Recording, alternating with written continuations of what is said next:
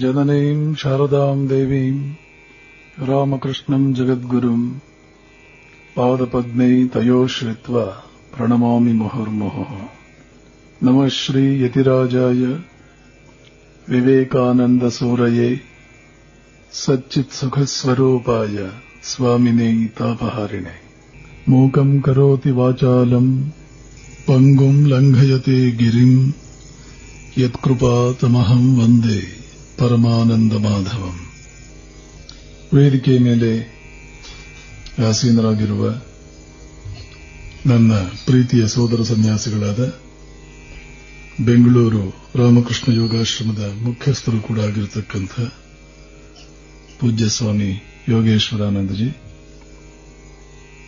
ಕೇರಳದ ಕೊಯ್ಲಾಂಡಿಯಿಂದ ಆಗಮಿಸಿರತಕ್ಕಂಥ ಅಲ್ಲಿಯ ರಾಮಕೃಷ್ಣ ಮಠದ ಸದಸ್ಯರಾದ ಸ್ವಾಮಿ ಬುದ್ಧಿಯೋಗಾನಂದಜಿ, ಸ್ಥಳೀಯ ಬಿಜಾಪುರ ರಾಮಕೃಷ್ಣಾಶ್ರಮದ ಎಲ್ಲ ವ್ಯವಹಾರಗಳನ್ನು ನೋಡಿಕೊಂಡು ಹೋಗ್ತಾ ಇರತಕ್ಕಂಥ ಸೋದರ ಸನ್ಯಾಸಿಗಳಾದ ಸ್ವಾಮಿ ನರೇಶಾನಂದಜಿ, ಇಲ್ಲಿಯವರೆಗೆ ಅತ್ಯಂತ ಸುಂದರವಾಗಿ ಪರಿಣಾಮಕಾರಿಯಾಗಿ ಮನವೊಪ್ಪುವಂತೆ ಎಲ್ಲರೂ ತಲೆದೂಗುವಂತೆ ಅತ್ಯಂತ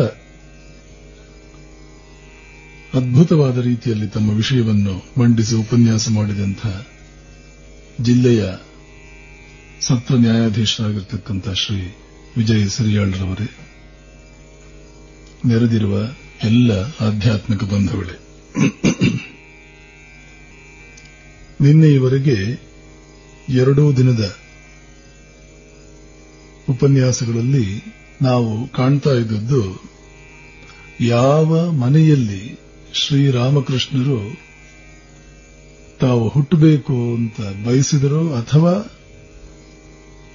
ಗಯೆಯ ಗದಾಧರ ವಿಷ್ಣು ತಾನು ಹುಟ್ಟಿ ಬರುವುದಕ್ಕೆ ಯಾವ ಮನೆಯನ್ನು ಆರಿಸಿಕೊಂಡಿದ್ನೋ ಆ ಮನೆಯ ವಾತಾವರಣ ಹೇಗಿತ್ತು ಅನ್ನೋದನ್ನ 2 ದಿನಗಳಿಂದ ನಾವು ನೋಡ್ತಾ ಇದ್ವಿ. ಇದೆಲ್ಲ ನಾವು ಗಮನಿಸಬೇಕಾದ ಬಹಳ ಮುಖ್ಯ ವಿಷಯಗಳು. ವಿಶೇಷವಾಗಿ ಗೃಹಸ್ಥರಿಗೆ ಈ ಮನೆಗಳನ್ನ ಹೇಗೆ ಕಟ್ಟಿಕೊಳ್ಳುವುದು ಅನ್ನೋದು ದೊಡ್ಡ ವಿಷಯ.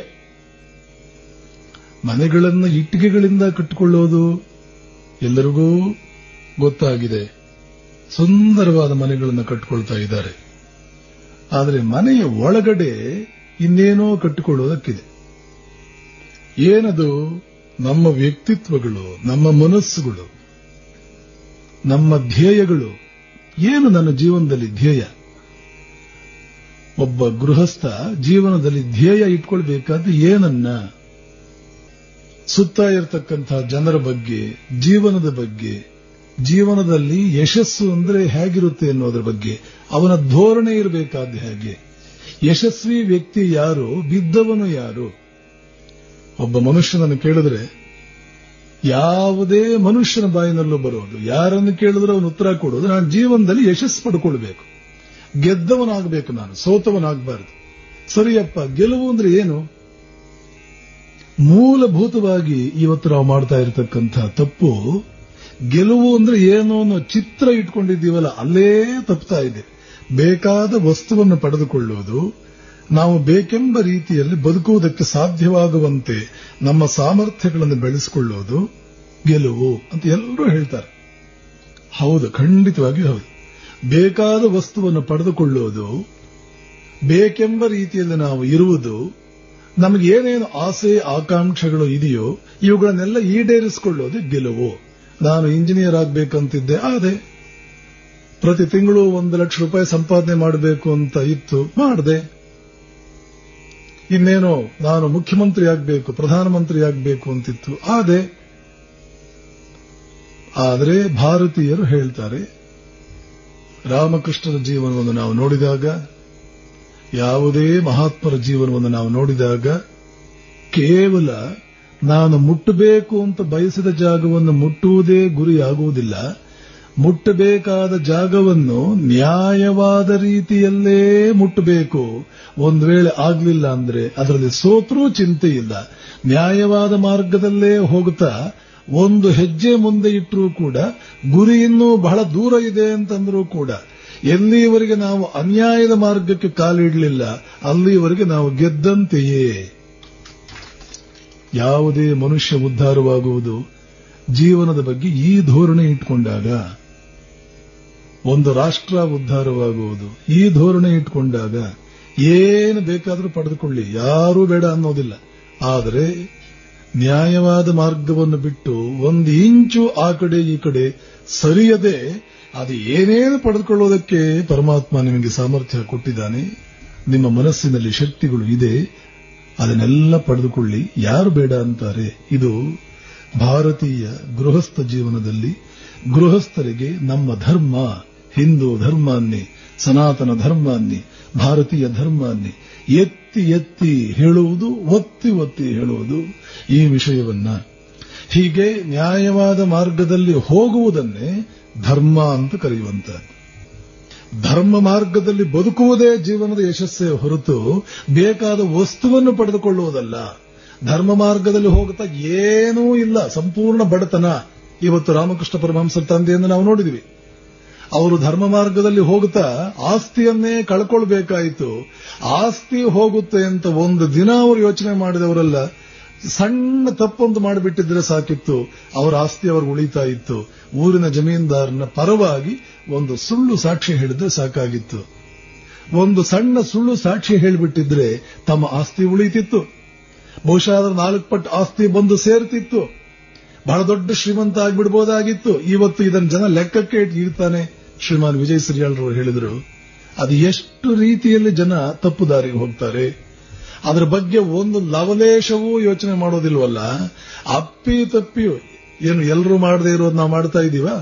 ಅವ್ರು ಮಾಡಿದ್ದೆ ನಾವು ಮಾಡಿದ್ವಿ. ನಾವೇನೋ ಸಣ್ಣದು ಮಾಡಿದ್ರೆ ನೀವೆಲ್ಲ ಬಂದು ಆಶ್ರಮಕ್ಕರು ನಮ್ಮ ಬುದ್ಧಿವಾದ ಹೇಳ್ತೀರಿ. ಅವರು ದಿನ ಅದನ್ನೇ ಮಾಡ್ತಾ ಇದ್ದಾರೆ, ಅವ್ರಿಗೊಂದು ಸ್ವಲ್ಪ ಹೇಳ್ರಿ. ಎಷ್ಟು ಜನರಿಗೆ ಈ ಭಾವನೆ ಇಲ್ಲ. ಧೈರ್ಯವಾಗಿ ಕೆಲವರು ಹೇಳಬಹುದು, ಇನ್ನು ಕೆಲವರು ಒಳಗಡೆ ಇಟ್ಕೊಳ್ಬಹುದು. ಎಲ್ಲ ನಾವೇ ಮಾಡ್ತಾ ಇದೀವ? ಅವರಿವರ ವಿಷಯ ನಮಗೆ ಯಾಕೆ? ನಮ್ಮ ಮಟ್ಟಿಗೆ ನಾವು ಕರೆಕ್ಟ್ ಆಗಿದ್ದೀವಿ, ನಮ್ಮ ಮನೆ ಸ್ವಚ್ಛವಾಗಿದೆ ಅಂತ ನಾವು ನೋಡಿಕೊಂಡ್ರೆ ನಮ್ಮ ವ್ಯಕ್ತಿತ್ವ, ನಮ್ಮ ಮನಸ್ಸುಗಳು. ಇದು ಶ್ರೀರಾಮಕೃಷ್ಣರು ಹುಟ್ಟುವುದಕ್ಕೆ ಒಂದು ಮನೆ ಆರಿಸಿಕೊಂಡ್ರಲ್ಲ, ಆ ಮನೆಯಲ್ಲಿ ಇದ್ದಂತಹ ವಾತಾವರಣ. ಪ್ರಾಣ ಹೋದರೂ ಕೂಡ ಅಧರ್ಮವನ್ನು ನಾನು ಮಾಡಲಾರೆ, ಅಧರ್ಮವನ್ನು ಕುರಿತು ಚಿಂತಿಸಲಾರಿದೆ. ಭಾರತೀಯ ಸಂಸ್ಕೃತಿಯಲ್ಲಿ ಇದು ಧೀರತನ ಅಂದ್ರೆ, ಪೌರುಷ ಅಂದ್ರೆ ಇದು, ಯಶಸ್ಸು ಅಂದ್ರೆ ಇದು. ಗೆದ್ದವನು ಇವನು. ಯಾರು ಗೆದ್ದವನು, ಏನೇನು ಮನುಷ್ಯ ಪಡ್ಕೊಳ್ಳೋಕೆ ಸಾಧ್ಯವಿದೆಯೋ ಅದನ್ನೆಲ್ಲ ರಾಶಿ ಹಾಕಿಕೊಂಡು ಅಷ್ಟು ದೊಡ್ಡದು ಇಷ್ಟು ದೊಡ್ಡದು ಎಲ್ಲ ಪಡ್ಕೊಂಡವನಲ್ಲ. ಅದನ್ನು ಪಡೆದುಕೊಳ್ಳುವುದಕ್ಕೆ ತುಳಿದ ಮಾರ್ಗ ಎಂತಹದ್ದು, ಯಾವ ಮಾರ್ಗದಲ್ಲಿ ಪಡ್ಕೊಂಡಿದ್ದಾನೆ. ಧರ್ಮ ಸಮ್ಮತವಾಗಿದೆಯೋ ಅಧರ್ಮದಿಂದ ಕೂಡಿದೆಯೋ ಅವನ ಮಾರ್ಗ. ನಮಗೆ ಗುರಿಯನ್ನು ಮುಟ್ಟೋದು ಮುಖ್ಯವೇ ಇಲ್ಲ. ಭಾರತೀಯ ಜೀವನ ಪದ್ಧತಿಯಲ್ಲಿ ನಮ್ಮ ಗುರಿಯನ್ನು ಮುಟ್ಟುವುದು ಮುಖ್ಯವೇ ಇಲ್ಲ. ಮಾರ್ಗವನ್ನು ಸರಿಯಾಗಿ ಇಟ್ಕೊಳ್ಳೋದೇ ಗುರಿ, ಬೇರೆ ಗುರಿನೇ ಇಲ್ಲ. ಜೀವನದಲ್ಲಿ ಏನು ನಿಮ್ಮ ಗುರಿ? ಸನ್ಮಾರ್ಗದಲ್ಲಿ ಬದುಕುವುದೇ ನಮ್ಮ ಗುರಿ. ಸರಿಯಾದ ರಸ್ತೆಯಲ್ಲೇ ನಡೆಯುವುದೇ ಗುರಿ. ಈ ರಸ್ತೆಯಲ್ಲಿ ನಡ್ಕೊಂಡು ಹೋಗಿ ಎಲ್ಲಿ ಮುಟ್ತೀರಿ? ಎಲ್ಲೂ ಮುಟ್ಟೋ ಅವಶ್ಯಕತೆನೇ ಇಲ್ಲ. ಸರಿಯಾದ ಮಾರ್ಗದಲ್ಲಿ ನಾವು ಹೋದಾಗ ಎಲ್ಲಿಗೆ ಮುಟ್ಟಿದ್ರೂ ಗುರಿನೇ. ನ್ಯಾಯವಾದ ಮಾರ್ಗದಲ್ಲಿ, ಧರ್ಮವಾದ ಮಾರ್ಗದಲ್ಲಿ ನಾವು ಹೋಗ್ತಾ ಇದ್ರೆ ಇದ್ದ ಜಾಗದಲ್ಲೇ ಇದ್ರೂ ಗುರಿನೇ, ಗುರಿಯನ್ನು ಮುಟ್ಟಿದಂತೇನೆ. 4 ಹೆಜ್ಜೆ ಹೋದ್ರೂ ಗುರಿ ಮುಟ್ಟಿದಂತೇನೆ. ಎಲ್ಲಿ ಹೋಗಿ ನಿಂತ್ಕೊಂಡ್ರು ಕೂಡ ಗುರಿ ಮುಟ್ಟಿದಂತೇನೆ. ಅದನ್ನು ಬಿಟ್ಟು ಯಾವುದೋ ಅನ್ಯಾಯದ ಮಾರ್ಗದಲ್ಲಿ ನಾವು ಹೋಗ್ತೀವಿ ಅಂದ್ರೆ, ನೀನು ಇದ್ದೇವೆ ಎಷ್ಟು ದೊಡ್ಡ ವ್ಯಕ್ತಿಯಾದರೂ ಕೂಡ ನೀನು ಗೆದ್ದು ಸೋತವನು. ಆದರೆ ರಾಮಕೃಷ್ಣರ ತಂದೆ ಸೋತು ಗೆದ್ದವರು, ಅಥವಾ ನಿಜವಾಗಲೂ ಗೆದ್ದವರು. ಬೇರೆಯವರೆಲ್ಲ ನಾಮಕೆ ವಾಸ್ತೆ ಹೊರನೋಟಕ್ಕೆ ಗೆದ್ದವರು, ಒಳಗಡೆ ಸಂಪೂರ್ಣವಾಗಿ ಸೋತವರು. ಇದನ್ನೇ ಬಹಳ ಒರಟಾದ ಭಾಷೆಯಲ್ಲಿ ಗ್ರಾಮಗಳ ಕಡೆ ಹೇಳ್ತಾರೆ, ಹೆಣಕ್ಕೆ ಮಾಡಿದ ಶೃಂಗಾರ. ಅನ್ಯಾಯದ ಮಾರ್ಗದಲ್ಲಿ ನಾವು ಗೆಲ್ಲುವುದಿದೆಯಲ್ಲ, ಅದು ಹೆಣಕ್ಕೆ ಮಾಡಿದ ಶೃಂಗಾರ. ಅದ್ಭುತವಾಗಿದೆ ಶೃಂಗಾರ. ಏನು ಪ್ರಯೋಜನ? ಹೆಣ ಅದು ಏನು ಪ್ರಯೋಜನ? ಅದರ ಶೃಂಗಾರ ಅದಕ್ಕೂ ಆ ಶೃಂಗಾರ ಅದಕ್ಕೆ ಏನು ಸುಮ್ಮನೆ ಒಂದು ಕಡೆ ಎಲ್ಲೋ ಒಂದು ಕಡೆ ಬಿದ್ದಿದ್ರೂ ನಡೀತಿತ್ತ ಹೆಣಕ್ಕೆ. ಏಕೆಂದ್ರೆ ನನಗೇನು ಶೃಂಗಾರ ಆಗಿದೆ ಅಂತ ಅದು ಗೊತ್ತಾಗೋ ಹಾಗೆ ಇಲ್ಲ. ನಿಮ್ಮ ತೃಪ್ತಿಗೆ ನೀವು ಬಹಳ ಶೃಂಗಾರ ಮಾಡಿಬಿಟ್ಟಿದ್ವಿ ಅಂತ ಅನ್ಕೋಬೇಕು, ಅದಕ್ಕೆ ಅದರ ಗೊತ್ತೇ ಆಗೋದಿಲ್ಲ.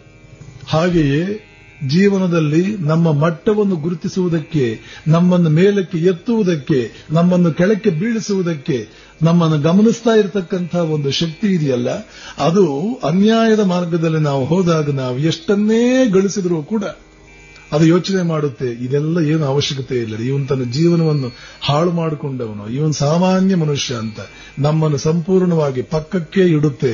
ನಿಷ್ಪ್ರಯೋಜಕವಾದಂತಹ ವ್ಯಕ್ತಿ ಇವನು ಅಂತ ನಮ್ಮನ್ನು ಪಕ್ಕಕ್ಕೆ ಇಡುತ್ತೆ.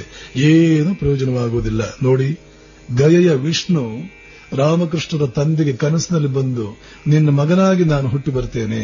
ಇದು ಎರಡನೇ ಸಲ ಭಗವಂತನೊಬ್ಬ ಭಗವತ್ ಸ್ವರೂಪಿಯಾದ ಒಂದು ಮಹಾಶಕ್ತಿ, ನೀವು ವಿಷ್ಣು ಅಂತ ಕರೀರಿ, ಶಿವ ಅಂತ ಕರೀರಿ, ದೇವಿ ಅಂತ ಕರೀರಿ, ಇರತಕ್ಕಂತಹದ್ದು ಒಂದು ಶಕ್ತಿ. ಅದಕ್ಕೆ ಅನಂತ ನಾಮಗಳು, ಅನಂತ ರೂಪಗಳು. ಆ ಶಕ್ತಿ ಈ ಹುಲ್ಲು ಮಾನವ ಆಸ್ತಿಯನ್ನು ಕಳ್ಕೊಂಡು ಬಡತನದಲ್ಲಿ ಸ್ನೇಹಿತನ ಮನೆಯ ದನದ ಕೊಟ್ಟಿಗೆಯಲ್ಲಿ ಜೀವನ ಮಾಡ್ತಾ ಇರತಕ್ಕಂಥ ವ್ಯಕ್ತಿಯ ಕನಸಿನಲ್ಲಿ ಬಂದು ಹೇಳ್ತಾ ಇದ್ದಾನೆ, ತಲೆಯಲ್ಲಿ ಬಂದು ರಾತ್ರಿ ಮಲಗಿದ್ದಾಗ ಹೇಳ್ತಾ ಇದ್ದಾನೆ, ನಿನ್ನ ಮಗನಾಗಿ ನಾನು ಬರ್ತೇನೆ. ದೇವರೇ ನಮ್ಮ ಹತ್ರ ಬಂದು ಕೇಳ್ತಾ ಇದ್ದಾನೆ, ನಿನ್ನ ಮನೆಗೆ ನಾನು ಬರ್ತೇನೆ. ಇದು ಎರಡನೇ ಸಲ. ಮೊದಲು ನೋಡಿದ್ದೇವೆ ರಾಮಚಂದ್ರ, ಶ್ರೀರಾಮ ನಿನ್ನ ಮನೆಗೆ ಕರ್ಕೊಂಡು ಹೋಗು, ನನ್ನನ್ನ ನಿನ್ನ ಮನೆಗೆ ಕರ್ಕೊಂಡು ಹೋಗು, ನೋಡಿ ಇಂಥ ಕಡೆ ಬಿದ್ದಿದ್ದೇನೆ, ನನಗೆ ಯಾರು ನೋಡೋರೇ ಇಲ್ಲ, ನಿನ್ನ ಮನೆಗೆ ಕರ್ಕೊಂಡು ಹೋಗು. ಅದು ಮೊದಲನೇ ಸಲ ನೋಡಿದ್ವಿ. ಈಗ ಎರಡನೇದಾಗಿ ವಿಷ್ಣು ಹೇಳ್ತಾ ಇದ್ದಾನೆ, ನಿನ್ನ ಮನೆಗೆ ನಾನು ಬರ್ತೇನೆ. ಅಲ್ಲಿ ಶಿವ ದೇವಸ್ಥಾನದಲ್ಲಂತೂ ಶಿವ ಪರ್ಮಿಷನ್ ತಗೊಳ್ಳೋ ಗೋಜಿಗೆ ಹೋಗಲಿಲ್ಲ, ನೇರವಾಗಿ ರಾಮಕೃಷ್ಣರ ತಾಯಿಯ ಹೊಟ್ಟೆಯನ್ನ ಪ್ರವೇಶ ಮಾಡಿಯೇ ಬಿಟ್ಟು. ಅವಳಿಗೆ ಅನುಭವ ಆಗೇ ಬಿಡ್ತು. ಗಂಡ ಬಂದಾಗ ಹೇಳಿದ್ಲು, ಏನೋ ನೋಡಿ ಇಂಥದ್ದೊಂದು ಘಟನೆ ನಡೆಯಿತು, ನನಗೆ ಯಾಕೋ ನಾನು ಗರ್ಭಿಣಿಯಾಗಿದ್ದೇನೆ ಅಂತ ಅನಿಸ್ತಾ ಇದೆ. ಅವಳು ಗರ್ಭಿಣಿಯಾಗಿದ್ದು ನಿಜ, ಮಗುವನ್ನು ಪ್ರಸವಿಸಿದ್ದು ನಿಜ, ಆ ಮಗು ಲೋಕೋತ್ತರನಾದ ಮಹಾತ್ಮನಾಗಿದ್ದು ನಿಜ. ಇದನ್ನೆಲ್ಲ ನಾವು ಭ್ರಮೆ ಅನ್ನೋದಕ್ಕೆ ಬರುತ್ತಾ? ಈ ತರ ಎಷ್ಟೋ ಜನ ಬಂದು ಹೇಳಬಹುದು. ಆದರೆ ಮುಂದಿನ ಘಟನಾವಳಿಗಳನ್ನು ನೋಡಿ ಇಂಥ ಘಟನೆ ನಡೆದ ಮೇಲೆ ಹುಟ್ಟಿದ ಮಗು ಹೇಗೆ ಬದುಕಿದ, ಯಾವ ಜೀವನ ಮಾಡಿದ ಅನ್ನೋದನ್ನು ನೋಡಿ ಇದು ಭ್ರಮೆಯೋ ಇದು ನಿಜವೋ ಇಲ್ಲಿ ಸ್ಪಷ್ಟವಾಗಿ ಗೊತ್ತಾಗ್ತಾ ಇದೆ. ರಾಮಕೃಷ್ಣರ ತಂದೆಯಾದಂತಹ ಕ್ಷುದಿರಾಮ ಚಟರ್ಜಿಗೆ, ತಾಯಿಯಾದಂತಹ ಚಂದ್ರಮಣಿ ದೇವಿಗೆ ಆದಂತಹ ಅನುಭವಗಳು ಸತ್ಯ. ಇದರ ಅರ್ಥವೇನು? ಓಹೋ, ಪರಮಾತ್ಮನೇ ಬಂದು ನಮ್ಮ ಮನೆಯಲ್ಲಿ ಮಗುವಾಗಿ ಹುಟ್ಟುವುದಕ್ಕೆ ಬಯಸುವ ರೀತಿಯಲ್ಲಿ ನಾವು ಬದುಕೋದಕ್ಕೆ ಸಾಧ್ಯ ಇದೆ. ಅವನೇ ಬಯಸಬೇಕು ನಮ್ಮ ಮನೆಯಲ್ಲಿ ಹುಟ್ಟುತ್ತೇನೆ ಅಂತ. ಹಾಗೆ ಆ ಎತ್ತರಕ್ಕೆ, ಆ ಮಟ್ಟಕ್ಕೆ ನಾವು ಬೆಳೆಯೋದಕ್ಕೆ ಸಾಧ್ಯ ಇದೆ. ಒಂದು ರೀತಿಯ ಜೀವನ ಇದೆ. ಆ ಜೀವನವನ್ನು ನಾವು ಬದುಕ್ತಾ ಇದ್ರೆ ಇಂಥ ಸ್ಥಿತಿಗೆ ನಾವು ಏರ್ತೇವೆ. ಎಲ್ಲ ನೆನ್ಪಿಟ್ಕೊಳ್ಬೇಕು. ನಾವು ಮಾಡುವ ಪ್ರತಿ ಕೆಲಸಕ್ಕೂ ಫಲ ಇದೆ. ಶಾಶ್ವತವಾದ ಫಲ, ತಾತ್ಕಾಲಿಕವಾದ ಫಲ. ಬಹುಶಃ ಇದನ್ನ ಮೊದಲನೇ ದಿನ ಹೇಳಿದ್ನೋ ಇಲ್ವೋ? ಹೇಳಿದ್ರೆ ಇನ್ನೊಂದ್ಸಲ ಕೇಳಿದ್ರೆ ನಷ್ಟೇನೋ ಇಲ್ಲ. ನಾವು ಏನು ಮಾಡಿದ್ರೂ ಏನೋ ಒಬ್ರು ಪಾಠ, ನಾನೊಬ್ಬ ಮೇಷ್ಟ್ರು ಅಂತ ಇಟ್ಕೊಳ್ಳೋಣ, ಒಂದು ಪಾಠ ಹೇಳಿಕೊಟ್ಟೆ.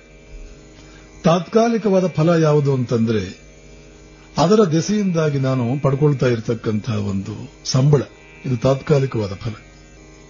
ಆದರೆ ಶಾಶ್ವತವಾದ ಫಲ ಅಂತ ಒಂದಿದೆ. ಅದು ಯಾವುದು ಅಂದ್ರೆ ನನ್ನ ಶಿಷ್ಯರು ಯೋಗ್ಯರಾಗಬೇಕು, ನನ್ನ ಶಿಷ್ಯರು ಜೀವನದಲ್ಲಿ ಉದ್ಧಾರವಾಗಬೇಕು, ನನ್ನ ಶಿಷ್ಯರು ಜಗತ್ತಿಗೆ ಬೆಳಕಾಗಬೇಕು, ಸಮಾಜಕ್ಕೆ ಅವರು ಸುವಾಸನೆಯನ್ನು ಕೊಡುವಂತ ಮಲ್ಲಿಗೆ ಹೂಗಳಾಗಬೇಕು ಹೊರತು ದುರ್ಗಂಧವನ್ನು ಕೊಡುವಂತ ಯಾವುದೋ ಒಂದು ಕೊಳೆತ ವಸ್ತು ಆಗಬಾರದು. ಈ ಕಾಳಜಿ ಇಟ್ಕೊಂಡು ನಾನು ಶಿಷ್ಯರಿಗೆ ಪಾಠ ಮಾಡ್ತಾ ಇದ್ರೆ ಆ ನನ್ನ ಕಾಳಜಿಯಿಂದಾಗಿ, ನನ್ನ ಸಮರ್ಪಣಾ ಭಾವದಿಂದಾಗಿ, ನನ್ನ ವೃತ್ತಿಗೆ 100ಕ್ಕೆ 100 ನ್ಯಾಯವನ್ನ, ಧರ್ಮವನ್ನ ನಾನು ಕೊಡ್ತಾ ಇರತಕ್ಕಂತಹ ದೆಸೆಯಿಂದಾಗಿ ಇನ್ನೇನೋ ಒಂದು ದೊಡ್ಡದೊಂದು ಪ್ರಯೋಜನ ನನಗೆ ಸಿಗ್ತಾ ಇರುತ್ತೆ. ಅದು ಕಣ್ಣಿಗೆ ಕಾಣುವುದಿಲ್ಲ, ಕಿವಿಗೆ ಕೇಳುವುದಿಲ್ಲ, ಮೂಗಿಗೆ ವಾಸನೆ ಹೊಡೆಯುವುದಿಲ್ಲ. ಹೀಗಾಗಿ ನಮಗದು ಗೊತ್ತಾಗುವುದಿಲ್ಲ. ಆದರೆ ಅದು ಮಾತ್ರ ನಡೀತಾ ಇರುತ್ತೆ. ಅದು ಯಾವುದು ಅಂತಂದ್ರೆ ನಮ್ಮ ಆಂತರಿಕ ಬೆಳವಣಿಗೆ. ಪ್ರತಿ ಕೆಲಸದಲ್ಲೂ ಕೂಡ ಈ 2 ಪ್ರಯೋಜನಗಳಿದೆ. ಆ ಕೆಲಸದ ನೇರವಾಗಿ, ತಾತ್ಕಾಲಿಕವಾಗಿ ಆ ಕ್ಷಣವೇ ನಮಗೆ ಸಿಗುವ ವಸ್ತುರೂಪದ ಒಂದು ಪ್ರಯೋಜನ, ಅದು ಸಂಬಳ ಇರಬಹುದು. ಅಥವಾ ನಾವೇನೋ ಕೆಲಸ ಮಾಡಿದ್ದಕ್ಕೆ, ಈಗ ನೀವು ಇಷ್ಟೊತ್ತು ನಾನೇನೋ ಒಂದು ಉಪನ್ಯಾಸ ಮಾಡ್ತೇನೆ, ಆಮೇಲೆ ನೀವು ಹೇಳ್ಬೋದು, ಸ್ವಾಮೀಜಿ ಬಹಳ ಚೆನ್ನಾಗಿತ್ತು, ನೀವು ಬಹಳ ಚೆನ್ನಾಗಿತ್ತು ಅಂತ ನೀವು ಅಂದಾಗ ನನಗೆ ತಕ್ಷಣವೇ ಸಿಕ್ಕಿದಂತ ಒಂದು ಪ್ರಯೋಜನ, ಒಂದು ಲಾಭ ಅಂತ ಇಟ್ಕೊಂಡ. ಆದರೆ ನಾನು ದಿವ್ಯ ಭಾವದಿಂದ ಶ್ರೀರಾಮಕೃಷ್ಣರ ಸಂದೇಶ ಜಗತ್ತಿಗೆ ಗೊತ್ತಾಗಬೇಕು, 4 ಜನರಿಗೆ ಜೀವನಗಳು ಹೇಗಿರಬೇಕು ಅಂತ ಗೊತ್ತಾಗಬೇಕು. ಇದರ ಆಚೆಗೆ ನನಗೇನೋ ಬೇಡ, ಅಂತಂದುಕೊಂಡು ನಿಮ್ಮ ಹಿತವನ್ನೇ ಗಮನದಲ್ಲಿಟ್ಟುಕೊಂಡು ನಾನು ಮಾತಾಡ್ತಾ ಇದ್ರೆ ನನಗೇ ಗೊತ್ತಿಲ್ಲದೆ ನನ್ನ ಒಳಗಡೆ ಇನ್ನೇನೋ ಒಂದು ಬೆಳವಣಿಗೆ ಆಗುತ್ತೆ. ಆ ಬೆಳವಣಿಗೆ ದೆಸೆಯಿಂದಾಗಿ ಇನ್ನೊಂದು ತಿಂಗಳ ನಂತರ ಇದೇ ವಿಷಯವನ್ನು ನಾನೇನಾದ್ರೂ ಮಾತನಾಡೋದಕ್ಕೆ ಹೊರಟ್ರೆ ಇದಕ್ಕಿಂತಲೂ ಚೆನ್ನಾಗಿ ಮಾತನಾಡುವ ಸಾಮರ್ಥ್ಯವೂ ಬರಬಹುದು. ಇದಕ್ಕಿಂತ ಹೆಚ್ಚಿನ ಜನ ಅದರಿಂದ ಪ್ರಯೋಜನ ಪಡ್ಕೊಳ್ಳೋ ಹಾಗಾಗಬಹುದು. ಇನ್ನೂ 100 ಜನ ತಮ್ಮ ಜೀವನದಲ್ಲಿ ಬೆಳಕನ್ನು ಪಡೆಯುವ ಸಾಮರ್ಥ್ಯ ಬರಬಹುದು. ಹೀಗೆ ನಾವು ಏನು ಕೊಡ್ತೀವೋ ಅದರ ಕ್ವಾಂಟಿಟಿ ಒಳಗಡೆ ಜಾಸ್ತಿ ಆಗುತ್ತಾ ಇವತ್ತು 100 ಜನರಿಗೆ ಬೆಳಕು ಕೊಟ್ಟವನು ನಾಳೆ 1000 ಜನರಿಗೆ, ಆಮೇಲೆ 1,00,000 ಜನರಿಗೆ ಬೆಳಕು ಕೊಡುವಂತಹ ವ್ಯಕ್ತಿಯಾಗಿ ಕ್ರಮೇಣ ಬೆಳೀತಾ ಜಗತ್ತಿಗೆ ಬೆಳಕನ್ನು ಕೊಡುವಂತಹ ಲೋಕೋತ್ತರ ವ್ಯಕ್ತಿಯಾಗಿ ಒಂದು ದಿನ ಮಾರ್ಪಾಡು ಆಗಬಹುದು. ಇದೂ ಕೂಡ ನಮಗೆ ಗೊತ್ತಿಲ್ಲದೆ ನಮ್ಮ ಒಳಗಡೆ ನಡೀತಾನೇ ಇರುತ್ತೆ. ಕ್ಷುದಿರಾಮ್ ಚಟರ್ಜಿಯ ಜೀವನ ನಾವು ನೋಡಿದರೆ ಆತ ನಾನು ಸುಳ್ಳು ಹೇಳುವುದಿಲ್ಲ, ಸತ್ಯವಾಕ್ಯವನ್ನೇ ಪರಿಪಾಲನೆ ಮಾಡಬೇಕಾಗಿದೆ, ಸತ್ಯಕ್ಕೆ ಒಂದು ನಿಷ್ಠೆಯನ್ನು ತೋರಿಸಬೇಕಾಗಿದೆ, ಸತ್ಯಕ್ಕೆ ಮನ್ನಣೆ ಕೊಡಬೇಕಾಗಿದೆ ಎನ್ನುವ ಒಂದು ಬದ್ಧತೆಯಿಂದ ಒಬ್ಬ ಮನುಷ್ಯನಾಗಿ ನಾನು ಇದನ್ನು ಮಾಡಬೇಕಾಗಿದೆ, ಮನುಷ್ಯನಿಗೆ ಕೆಲವು ಕರ್ತವ್ಯಗಳಿದೆ, ಆತನಿಗೆ ಕೆಲವು ಜವಾಬ್ದಾರಿಗಳಿದೆ ಅನ್ನುವಂತಹ ಒಂದು ತನ್ನ ಜವಾಬ್ದಾರಿಯಿಂದ ಆಸ್ತಿ ಕಳ್ಕೊಂಡ್ರೂ ಚಿಂತೆ ಇಲ್ಲ, ಅನ್ಯಾಯದ ಮಾರ್ಗ ನಾನು ತುಳಿಯೋದಿಲ್ಲ ಅಂತ ಅವನು ಏನನ್ನೋ ಒಂದು ಕಳ್ಕೊಂಡಲ್ಲ, ಅವನಿಗೆ ಗೊತ್ತಿಲ್ಲದೆ ಒಳಗಡೆ ಇನ್ನೇನೋ ಒಂದು ಅದ್ಭುತವನ್ನು ಪಡೆದುಕೊಂಡ. ಯಾವುದ ಅದ್ಭುತ ಅಂದ್ರೆ ಒಂದು ಅರ್ಹತೆಯನ್ನು ಪಡೆದುಕೊಂಡ. ಯಾವುದು ಆ ಅರ್ಹತೆ? ಭಗವಂತನನ್ನೇ ತನ್ನ ಮಗನನ್ನಾಗಿ ಪಡೆದುಕೊಳ್ಳುವಂತ ಅರ್ಹತೆ. ಒಂದು ಯೋಚನೆ ಮಾಡಿ, ಯಾವುದೇ ಗೃಹಸ್ಥನಿಗೆ ನಿಜವಾದ ಆಸ್ತಿ ಅಂತಂದ್ರೆ ತಮ್ಮ ಹೊಟ್ಟೆಯಲ್ಲಿ ಹುಟ್ಟಿರ್ತಕ್ಕಂಥ ಮಕ್ಕಳು ಲೋಕಪೂಜ್ಯರಾದರೆ, ಕೀರ್ತಿವಂತರಾದರೆ ಒಂದು ದಿನಕ್ಕೆ ಒಂದೇ ಹೊತ್ತು ಊಟ ಮಾಡಲಿ, 2 ದಿನಕ್ಕೆ ಒಂದೇ ಹೊತ್ತು ಊಟ ಮಾಡಲಿ, ಇಂಥವ್ರ ತಂದೆ ತಾಯಿನ ನೀವು ಎಷ್ಟು ಪುಣ್ಯ ಮಾಡಿರ್ಬೇಕ್ರಿ, ನಿಮ್ಮ ಮಕ್ಕಳು ಹುಟ್ಟಿರ್ಬೇಕಾದ್ರೆ ಅವರು ದೇವರು, ಅಂಥವ್ರನ್ನ ಹಡೆದವ್ರು ನೀವೆಂಥ ಮಹಾತ್ಮರು ಅಂತ 4 ಜನ ಸುಮ್ಮನೆ 4 ಸಲ ಇಂಥ ಮಾತುಗಳು ನಿಮ್ ಕಿವಿಗೆ ಬಿದ್ಬಿಟ್ರೆ ನೀವು ವಾರಕ್ಕೊಂದ್ಸಲ ಊಟ ಮಾಡಿದ್ರು ನಿಮ್ಮ ಆರೋಗ್ಯ ಏನು ಕೆಡೋದಿಲ್ಲ. ಮೈ ತುಂಬಾ ಗಟ್ಟಿಮುಟ್ಟಿಯಾಗಿ ನನ್ನಂತ ಸುಖಿ ಪುರುಷ ಈ ಜಗತ್ತಿನಲ್ಲಿ ಯಾರೂ ಇಲ್ಲ ಅಂತ ಹೇಳಿ ಊರಿನಲ್ಲಿರೋ ಯಾವ ಡಾಕ್ಟರ್ ನಿಮ್ ಪರಿಚಯಕ್ಕೆ ಬರೋದೇ ಇಲ್ಲ, ನೀವು ಚೆನ್ನಾಗೇ ಇರ್ತೀರಿ. ಇದಿಲ್ಲ ಅಂತ ಇಟ್ಕೊಳ್ಳಿ, ಮನೆಗೆ ಬಿದ್ರೆ ನಮ್ಮನ್ನು ನೋಡಿ ಮುಸಿ ಮುಸಿ ನಗುವಂತಹ ವಾತಾವರಣ. ನಾನು ಧಾರವಾಡ ರಾಮಕೃಷ್ಣಾಶ್ರಮದಲ್ಲಿದ್ದಾಗ ದೊಡ್ಡ ಅಧಿಕಾರಿಗಳು, ಯಾವುದೋ ಒಂದು ಇಲಾಖೆ ಡೆಪ್ಟಿ ಕಮಿಷನರ್, ದೊಡ್ಡ ಅಧಿಕಾರಿಗಳು, ಸಾಕಷ್ಟು ಸಂಪಾದನೆ ಇದೆ, ಎಲ್ಲವೂ ಇದೆ. ಕೆಲವು ಸಲ ಬಂದು ನನ್ನ ಮುಂದೆ ಕಣ್ಣೀರು ಹಾಕೊಂಡು ಹೇಳಿದ್ರು, ಸ್ವಾಮೀಜಿ ನನ್ನ ಮಗ ಎಂಥ ದುರುಳನಾಗಿದ್ದಾನೆ ಅಂತಂದ್ರೆ ನನಗಿನ್ನೇನು ಬೇಡ, ಅವನ ಹೆಸರು ಪೇಪರ್ನಲ್ಲಿ ಬರುವಾಗ ಇಂಥವ್ರ ಮಗ ಅಂತ ನನ್ನ ಹೆಸರು ಬರಲಿಲ್ಲ ಅಂದ್ರೆ ಸಾಕು, ಅದನ್ನೇ ನಾನು ದೇವರನ್ನು ಪ್ರಾರ್ಥನೆ ಮಾಡ್ಕೊಳ್ತಾ ಇದ್ದೇನೆ. ಇಂಥವ್ರ ಮಗ ಅಂತ ಪೇಪರಲ್ಲಿ ನನ್ನ ಹೆಸರು ಬಂದು ನನಗೆ ಅವಮಾನವಾಗಲಿಲ್ಲ ಅಂದ್ರೆ ಸಾಕು, ದೇವರನ್ನು ನಾನು ಅದನ್ನೇ ಬೇಡ್ಕೊಳ್ಳೋದು. ಅಂಥ ಮಗ ಹುಟ್ಟುಬಿಟ್ಟಿದ್ದಾನೆ. ಏನಿದ್ರೆ ಏನು, ಬೇಕಾದಷ್ಟು ಹಣ, ಆಸ್ತಿ, ಎಲ್ಲವೂ ಕಾಲ ಕಸ. ಆದರೆ ಇಂಥ ಆ ಮುಖ ಎಂದಿಗೂ ಅಳುಮೋರೆ, ಆ ಮುಖದಲ್ಲಿ ನಗೇನೇ ಇರಲಿಲ್ಲ. ಎಷ್ಟು ದೊಡ್ಡ ಆಸ್ತಿ ಇದ್ರೇನು ಮಕ್ಕಳು ಅನ್ನುವಂಥವರು ಬಡತನವನ್ನೇ, ಮಕ್ಕಳು ಅನ್ನುವಂಥವ್ರು ತಲೆನೋವನ್ನು ತರುವವರು, ಅವಮಾನವನ್ನು ತರುವಂತವರಾದರೆ, ಆದರೆ ಎಷ್ಟು ಬಡತನ ಇದ್ರೆ ಏನು, ತಿನ್ನೋದಕ್ಕಿಲ್ಲದೆ, ಬಟ್ಟೆ ಹಾಕೊಳ್ಳೋಕಿಲ್ಲದೆ, ಇನ್ಯಾರದೋ ಮನೆ ದನದ ಕೊಟ್ಟಿಗೆಯಲ್ಲಿ ಜೀವನ ಮಾಡುವಂತ ಒಂದು ಸಂದರ್ಭ ಬಂದ್ರು, ಲೋಕೋತ್ತರನಾದ ಮಗ ಹುಟ್ಟಿದ್ರೆ ಆ ಗೃಹಸ್ಥನಿಗೆ ಇದಕ್ಕಿಂತ ದೊಡ್ಡ ಆಸ್ತಿ ಇನ್ನೇನು ಬೇಕು? ತಾತ್ಕಾಲಿಕವಾದಂತಹ ಆಸ್ತಿ, ತಾತ್ಕಾಲಿಕವಾದಂತಹ ಪ್ರಯೋಜನ ಕ್ಷುದಿರಾಮನ ಕೈ ಬಿಟ್ಟು ಹೋಯಿತು. ಅವರು ನಾನು ಸುಳ್ಳು ಹೇಳುವುದಿಲ್ಲ ಅಂತಂದಾಗ ತಾತ್ಕಾಲಿಕ ಪ್ರಯೋಜನಗಳು ಬಿಟ್ಟು ಹೋಯಿತು, ಆದರೆ ಶಾಶ್ವತ ಪ್ರಯೋಜನ 1ಕ್ಕೆ 100 ಪಟ್ಟು ಬಂತು. ಈ ರೀತಿಯ ಪರೀಕ್ಷೆಗಳು ಪ್ರತಿಯೊಬ್ಬರ ಜೀವನದಲ್ಲಿ ಬರುತ್ತವೆ. ಆದರೆ ನಾವು ಈ ಪರೀಕ್ಷೆಗಳಿಗೆ ಸೋಲ್ತೇವೆ. ಆದ್ದರಿಂದಲೇ ನಮ್ಮ ಜೀವನಗಳಿಗೆ ಮೆರುಗು ಇರೋದಿಲ್ಲ. ಇವತ್ತು ಬೆಂಗಳೂರಿನಂತಹ ಪಟ್ಟಣಗಳಲ್ಲಿ 100 ಜನರಿಗೆ, ಬಿಜಾಪುರದಲ್ಲೂ ಇರಬಹುದು, ಒಂದು ದೊಡ್ಡ ಕಾಯಿಲೆ. ಯಾವುದಾ ಕಾಯಿಲೆ? ಡಿಪ್ರೆಷನ್ ಅಂದ್ರೆ ಏನೋ ಒಂದು ಜಿಗುಪ್ಸೆ, ಏನೋ ಒಂದು ಬೇಸರ. ಶ್ರೀಮಂತರಿಗೆ ಇದು ಜಾಸ್ತಿ, ಎಲ್ಲವೂ ಇರುತ್ತೆ, ಆದ್ರೆ ಏನೋ ಒಂದು ರೀತಿಯ ಬೇಸರ, ಏನೋ ಜೀವನದಲ್ಲಿ ಒಂದು ಉತ್ಸಾಹವೇ ಇಲ್ಲ, ಲವಲವಿಕೆ ಇಲ್ಲ. ಯಾಕೆ ಅಂದ್ರೆ ಬಹುಶಃ ಇಷ್ಟೇ ಕಾರಣ, ಅವರಿಗೆ ಜೀವನದ ಗುರಿ ಯಾವುದು ಅಂತ ಗೊತ್ತಿರಲಿಕ್ಕಿಲ್ಲ. ಗುರಿ ಯಾವುದು ಅಂತ ಗೊತ್ತಾಗಿ ಆ ಗುರಿಯನ್ನು ಮುಟ್ಟುವುದಕ್ಕೆ ಯಾವ ಮಾರ್ಗವನ್ನು ಅನುಸರಿಸಬೇಕು ಆ ಮಾರ್ಗವನ್ನು ಅವರು ಅನುಸರಿಸ್ತಾ ಇಲ್ಲ.